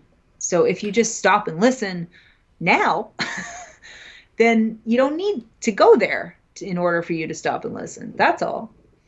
So, right. Yeah. I pulled up your site here, yumnaturals.com, and you can kind of talk about that. Obviously, you can see it on the screen, so I don't know if you want me to go to any section. I thought that the shop was awesome. There's so many things in here that, just like I said. So I think one of the things we can do, you can talk about the shop, but then after that, really is like a beginner's thing. What I would want to know is like if somebody's just getting on the path, they're just starting, they've now realized what's going on with mainstream, they know what's going on with pharmaceutical drugs, they understand the deception there, and they want to get healthy. I'm wondering what, maybe the top 3 things you would recommend for somebody, maybe my listeners who, and maybe if people that are still listening that are like, I'm already on that path, maybe one of those top 3 things, it'd be something they're not looking at yet. So I guess just talk about your site a little bit to start. Well, this is my new website, and here's what's fascinating to me is that right before I was going to New York for this wonderful fellowship retreat, that's when PayPal said, "Nah, no, we're good. Bye bye. We don't want your business anymore." Yeah, thanks for all the nothing, or thanks for all your money, but we don't want your money anymore. That's really it, because they were taking a lot of money. Holy moly! Yeah, they take like 3.9% or something of every sale. Oh, yeah, it's robbery. It's absolute robbery. And anyway, my business partner, who's incredible, he was already working on other. Well, first of all, we were working on the new website for a long time. And we also were working on other payment processors for quite some time. And it still wasn't happening, still got through. But that, I knew that whatever was coming in New York was going to be for my spiritual evolution, and it wasn't karmic. And how I knew it wasn't karmic is because I had to give a sacrifice in order to go. It wasn't, when it's karmic, you feel a pull. You feel like it's destiny when it's karmic. But this did not feel like destiny. This felt like, oh my God, I got to get my new website up in 2 days. I got to put all the weights and measures of 400 products in 2 days, right? Or else I can't go. So I had to give like sleepless nights and constant work in order so I could leave my business for a week, because I haven't left my business since it began 8 years ago. And it took a lot to prepare for that. And also there was the uncertainty of crossing the border, and was I going to get through, and all of these things, right? So it was like trial by fire. Is this going to even happen? And that's how I knew it was going to be very important. And then, you'll see there's still some broken links and stuff on this website, and it's not perfect yet. And I got to do all new pictures. It's so great that everything I click on, I'm like, man, I want this. Man, I want this. And some of this stuff, this stuff you create on your own, right? This is made by you. Yeah. Yeah. Yeah, all That's of it. Awesome. Yeah, all of it except the professional supplements. I bring those in. So, the soap I hand make, the teas I hand make. Obviously, Doctor's Choice is a company. That's a company too. So if you go to like the DMSO section, you'll see a lot of things that I make. Like there's the eye drops, facelift in a jar, all the creams, all that stuff, all the hairspray. That's all me, all that. And except that's a DMSO liquid, like that's Doctor's Choice. They make that. The book's there, obviously. So these are things that I do.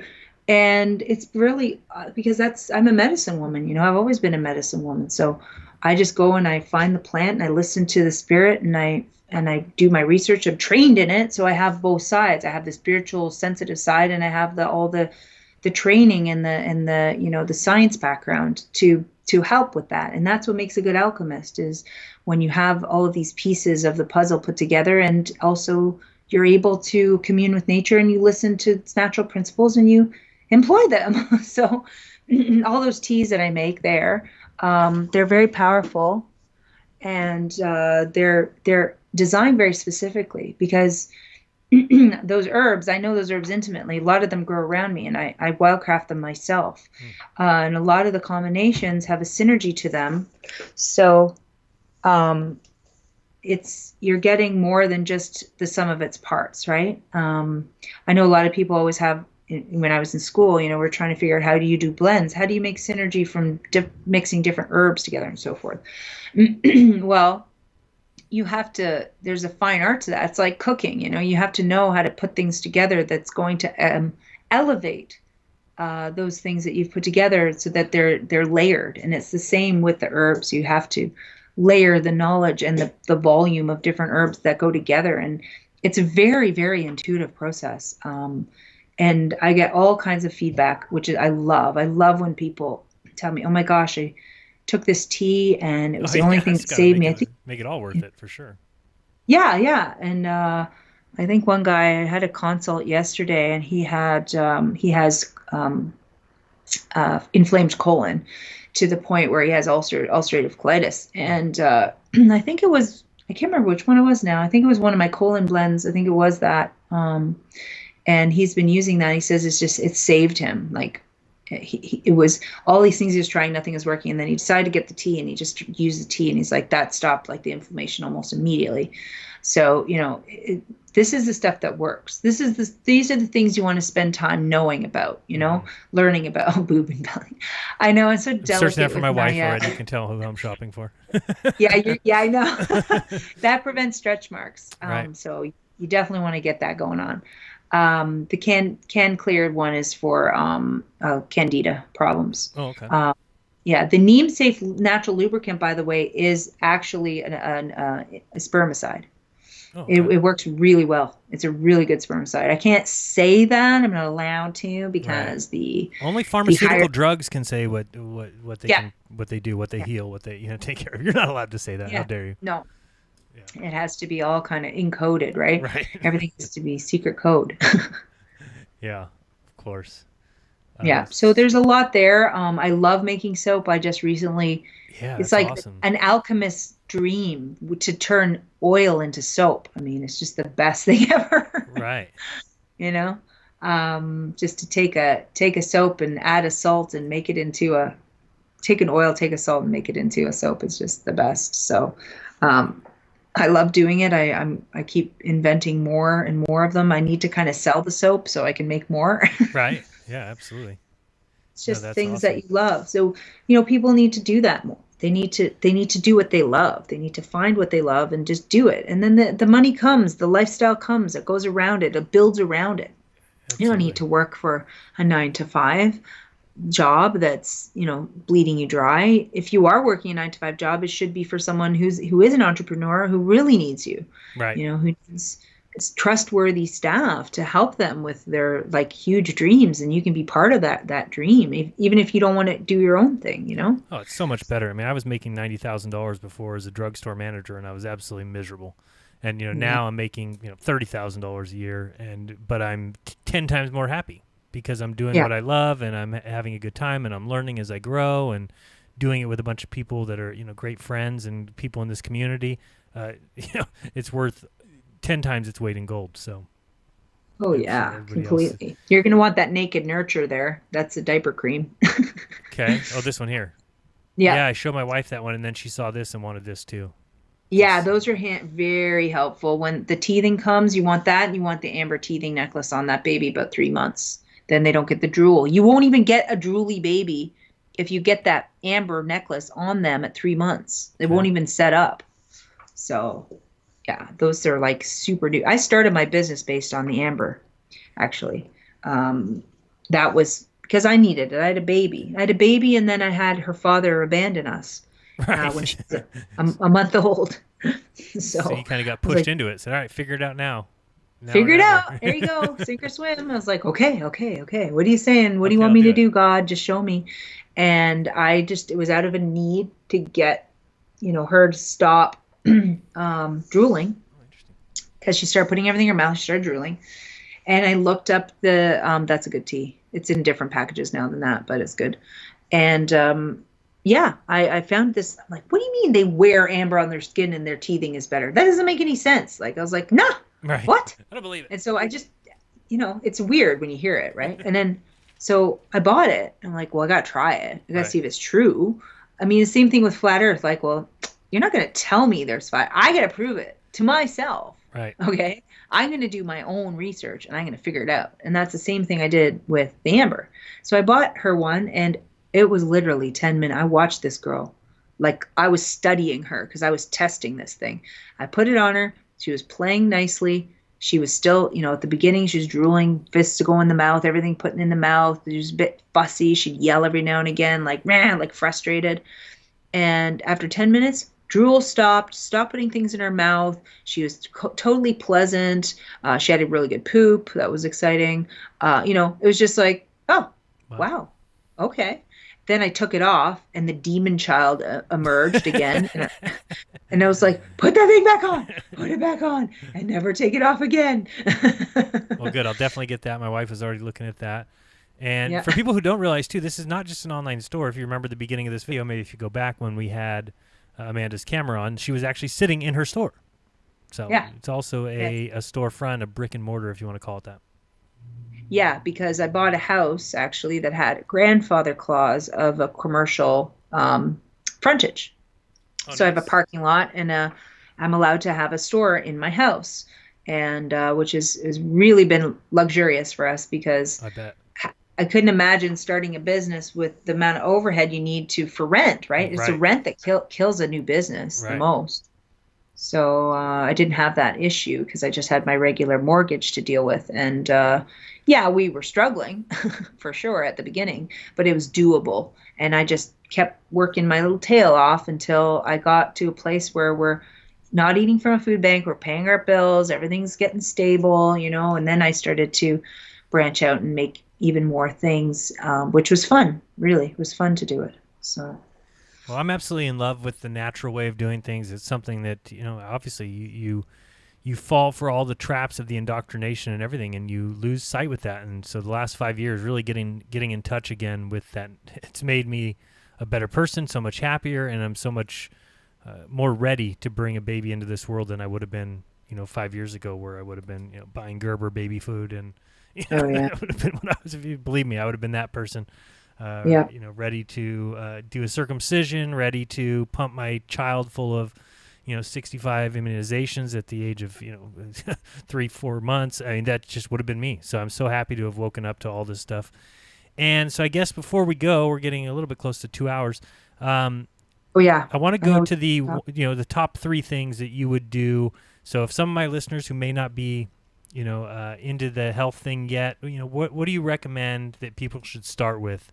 What are the top 3 things people need to get in order if they want to start living a healthier life? Well, I mean, it's going to be simply looking at your reality and looking what you're putting in your body. Mm-hmm. Okay, what you're doing to yourself. That's the first reflection. What am I eating? Am I eating chemicals or am I eating food? Right. So switching out the chemicals for food, you can do that slowly. That's fine. But that you're going to have to do that at some point. Right. You can't just keep putting poison in your body and expect health. It just doesn't work like that. The next thing is And look what you at the mean water. by what you mean by What? chemicals too? What you mean by chemicals, just so people understand? I mean, any kind of processed food is pretty full of chemicals, right? I mean, is that what you're talking about? Yeah. Yeah. Right. I mean, if you're not picking your produce yourself, fresh Right. produce from the grocery store, or growing as much as you can, whatever's practical for you, trying to get it as clean and organic as a source as possible, cooking your own meals at home, Right. right? Not going out to eat all the time, not getting fast food, making time for that, making a plan for that, then you're probably eating a lot of chemicals. Yeah, fast food needs to be a thing of the past. I mean, and I'm sure people who listen to the show have already gotten to that point. That needs to be a big step because, yeah, if you're talking about chemicals, anything you're getting from fast food is probably not even food at this point. So, yeah, definitely stay away from that. The challenge is we could have really amazing fast food. We really could. But the industry doesn't allow it. Any company that wants to make really pure, delicious, fresh, ready-to-go food is not supported by us, which that's why we don't have these. We Right. can't have nice things, people, because, right? Yeah. Because we won't do it. So Well, I've often thought about unless that. Like, why isn't there a healthy in a hurry kind of fast That's food right. place where you drive through and get some, carrot slices, cucumber slices, something? I mean, why doesn't that exist? Should. Because we have a world full of addicts. Right. That's why. Yep. Okay.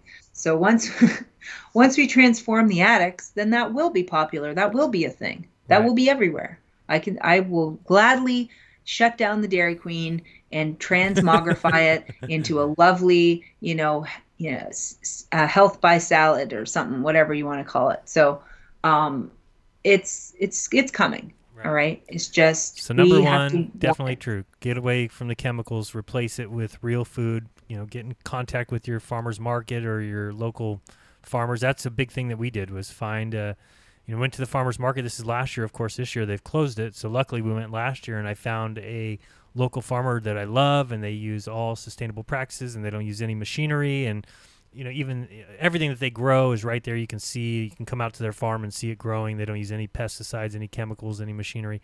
And that just makes you so much more comfortable eating all that amazing food. So for somebody like me that can't grow too much in my backyard, I've done a good job of tomatoes and cucumbers, and that's about it. I still got a long way to go, but we live in the city, so it's a little bit more difficult. They don't have all that land. But yeah, doing that is great. So that's a good number one. And then number two, you were saying, I think Water. you were water. Yeah. Yeah. Are you drinking tap water? Because that's probably not the best way to go. You need to not be ingesting, like I said, chemicals. So the water source is another potential source of chemicals. And not also water has a very intimate relationship with salts. And as my alchemist brother Benjamin stated at our retreat, it's not the water that holds the memory. It's actually the salts, the minerals in the water is where the capacity for holding memory lay. And so it's that interaction that's really the alchemy of water memory, which is a very important distinction. And with the water you're drinking, if you're ingesting like a fluoridated water system or chlorinated water system, your body is going to be burdened with that. And that's another thing that can slow down your thinking, can make you feel groggy, can make you feel exhausted, can even cause depression or other negative side effects affecting the gut, which affects the brain. And get your water right. So either go collect it live from the spring. That's where we're going after we're done here. I got to go get water from the spring, Nice. which is electrically alive and vital. Or ideally what we used to drink is rainwater, but we know we've got problems with that as well. And the other would be to find or buy a decent system that you like that will purify the water for you. And there's many out there. Actually, my friend Ted Hannock, he's really into the water, and he really supports alkaline water. And I do to a certain degree. I think it's got an appropriate place in between meals, but not to drink all the time because you don't want to damage to go to the other direction too much. But he's got a really great system that he uses, the Kangen water system. And, there's lots like that. So even if you just get a decent carbon filter or a reverse osmosis system, that's fine too. What I do, if I have altered the water, I re-energize it by vortexing it. So basically, Oh, nice. Yeah.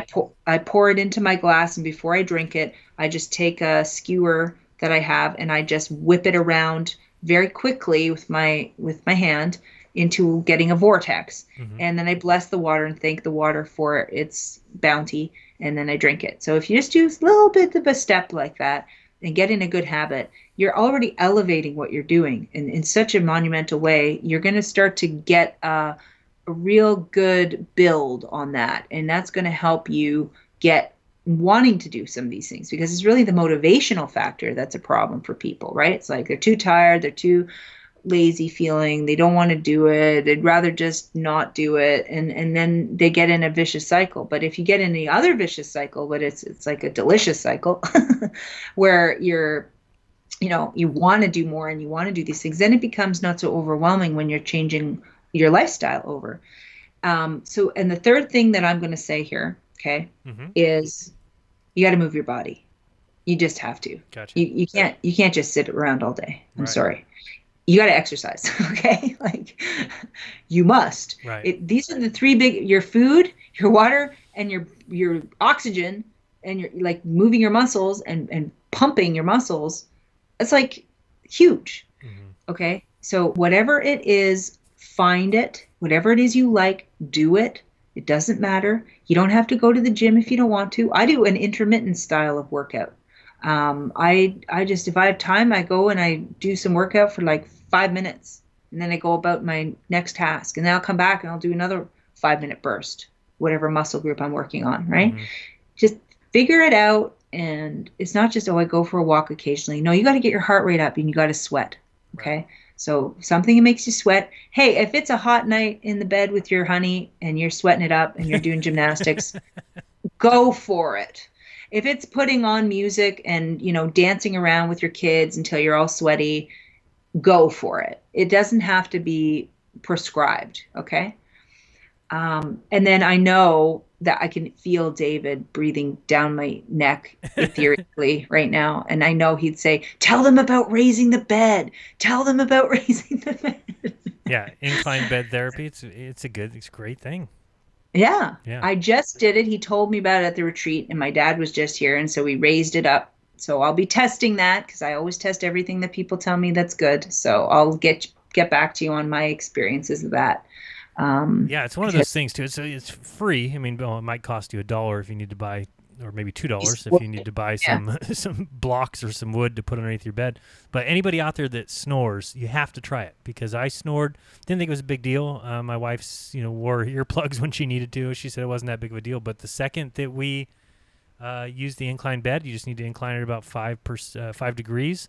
I stopped snoring completely. So I mean, there's something right about it. Yeah, that's amazing, actually, because that's a huge problem for people. That breaks up marriages, right? that Absolutely. kind of stuff. And then I used to have this little, and I hate to even say it because it sounds so much worse than it is. I had this little nagging back pain every morning when I'd get up, and I mean, it would be gone in the first 5 or 10 minutes, but that little nag, just that you knew it was there, and it's been gone since we inclined the bed. So definitely something I recommend. And the good thing is you can try it, and if it doesn't work for you, you can go back to sleeping on a flatbed. But I think that once you try it, and I've heard it from so many people, they haven't changed it. The only thing you got to get used to, for like 3 days, you'll end up in the middle of the bed in the middle of the night and be like, oops, I need to scoot back up towards the top. But that only happens for about 3 days, and then you get used to it. We have to make like a new t-shirt, and this can be Dave. He can do this. Say flat Earth, not flat bed. I like it. There you go. Dave will make that now. It's going to be on sweatshirts. I know he will. He'll probably make it by the end of the show. Yeah, exactly. Well, awesome. But So the those other are thing, great. as an addendum, I do want to state, I have found across the board, and it's kind of alarming actually, is we have some serious nutritional deficiencies going on out there. And the most glaring one that I've seen is magnesium, hands down. So I just wanted to leave off with that, because we don't absorb magnesium very well through our gut, unfortunately. And if we do want to get high doses, there's repercussions on the bowels, which people don't like, obviously. So I recommend topical magnesium as a topical spray or oil, or doing Epsom salt baths regularly to get the minerals, the magnesium into your blood. Because if we don't have enough magnesium, you mean just soaking in a Epsom salt bath, does it? Yeah. Wow. Okay. It does. Great. Yeah, there's actually studies that prove that it does that. It'll be in the blood after the bath. It's super important. It's super important for your growing child to have strong bones too. It's not calcium, it's magnesium, okay? And vitamin K too as well, because that's what delivers the calcium. That's more important than calcium itself. But the magnesium, I tell you, it's like an epidemic. It's like this, the real epidemics are ignored while the fake epidemics are, triumphed. And this is in my face, a magnesium epidemic, really. The soils are not carrying it really anymore. So we're not getting enough through the food. And we're under the gun all the time with stress and with chemicals and all of these things. And we use it up so quickly. We have over 900 enzymatic reactions that rely on magnesium. I mean, that's humongous. So it's a master mineral, and everybody should be using it every day or every other day at least. I just wanted to say that, because even eating well, you're not going to get enough at this point, unless you're really focused on getting the foods that do have high magnesium in them, and nuts and seeds and all of these things. But a lot of people just don't get enough through the gut, and their guts are a mess as well. Right. So, yeah. Well, this has been awesome, and I really hope, I was telling Amanda before the show that I'm hoping I can get her back on for, I got to work with Bob and figure out a way to do phone calls, because what I'd love to have is people either be able to call in and ask questions, or maybe submit emails and ask questions. So I'm going to work with her to get a show together like that, because I think a lot of people would have a lot of questions, and if she can answer, I'm sure she would love to. And it's been great having you on. I was just checking, and man, I'm like so touched. Already have $824. That's amazing, guys. Yes, I don't know how to say thank you enough for that. It's going to be amazing. So thank you. Let me just say thank you to the people that donated. William Stotts, thank you so much. Allison Briscoe, huge. James True, thank you, James. Man, that's awesome. Yeah, James. Yeah, Melanie Moran, thank you so much. And Andre Buckheit, thank you so much. Bob Nodell, Glowbusters, awesome. Dan Thetar, $20, thank you so much. Julie Bennett, you're amazing, you know that. Another anonymous, Karen B, thank you so much, $33, thank you for the Masonic number there. Ted Sommer, Elizabeth Maccabee, Paul Capello, Caroline Walter. Thank you, Caroline. You're awesome. Bert Christensen, Alex Stein. Look at that. The conspiracy asshole donating $20. David Weiss. There, he had to be. Of course he's going to be there. And William Young. So I'm like at a loss for words. Thank you guys so much. It's amazing to have such an amazing community. You guys have been awesome. And I did notice, speaking of community, that this show did not go out to D-Live for some reason, which I just am now realizing. I don't know. Just says sending data. It never got there. So sorry about that. I will try to reconnect that channel. Seems like there's always an issue with Restream not quite sending it out to the right person. So don't know why that happened. But Amanda, it's been great, and hopefully we can do it again. Do you have any final words? Again, you can get the book at healingwithdmso.com. And obviously there'll be all the links in the description, so you'll be able to find our YouTube channel, all those YouTube videos we talked about, links to the store, anything else you want to tell people? Well, I think the takeaway is that we need to really drop the whole fear game. Absolutely. And really look inward and understand that you have choices, you have free will. You are your own inner authority, and that's where, that's the goal. So take those steps toward becoming that individual that you've always looked up to, because other people and your children are going to be looking up to you in that way. And then they're going to want to achieve that. And then we're going to just keep making a beautiful world if we keep modeling that behavior for other people. And because we do learn by watching as much as we learn by reading and other modes of learning, right? And that if you do feel like you have something to contribute and to create and to give into this world, then be brave and trust that God, that all of us together, our togetherness, will support you in that, and take the leap of faith to change your life. Because if we don't make the changes that are we're being confronted with, it just gets really painful and uncomfortable, and you won't want that. You don't want to be in a regret state. You want to be able to come back and realize that you did the right thing, and that you stood up to your own inner demons, and you transmuted that into a real beautiful reality for yourself and your lineage, and that we're really trying to do this now. So really take that snapshot, look in the mirror, just look in the mirror and ask yourself some questions. What do you want from this life? What do you want? What are you here for? Who are you? And how can you achieve something that when you come to the end of your life, you will feel that you made the right decisions, and you will feel proud of your time spent here on earth, the short, precious time that we have.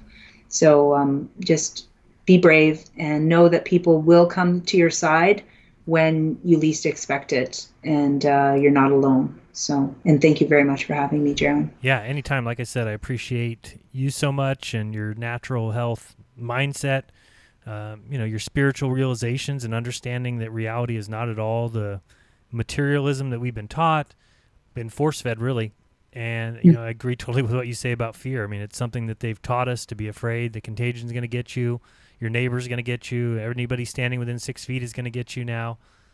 Anybody without a mask is part of the problem. This is I keep talking about this ad that keeps playing on the local radio news here. It says, look around. Either you're part of the problem or you're part of the solution, and people not wearing masks are part of the problem. This is what they're getting across to everybody, and it's just scary. So I love to have a conversation with somebody who's awake and really understands this stuff. So really appreciate it. I hope you're nothing but the best success at your store. And I mean, what more could people ask for than natural things and not these pharmaceuticals that make big pharma rich. So really appreciate you being on the show. Hopefully we can do it again.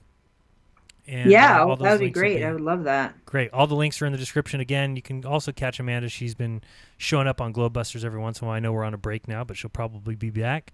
If you want to support this show, you can go to patreon.com/jeranism. That makes the show possible. Again, it would be really helpful if you find the link to support our home birth, our home water birth. Miss is really excited about it. I'm excited about it. And if you want to mail us anything, you can do so. Jeranism, P.O. Box 3044, Merced, California, 95344. So I remind you guys to do your own research, because when you do, you'll never again believe what you've been taught. Thank you so much, Amanda. We'll have to do it again, okay? Absolutely. Would love it. All right. Thanks, We'll Sharon. see you guys tomorrow for the Friday Lounge, and that's about it. We'll see you then. Peace out, everyone.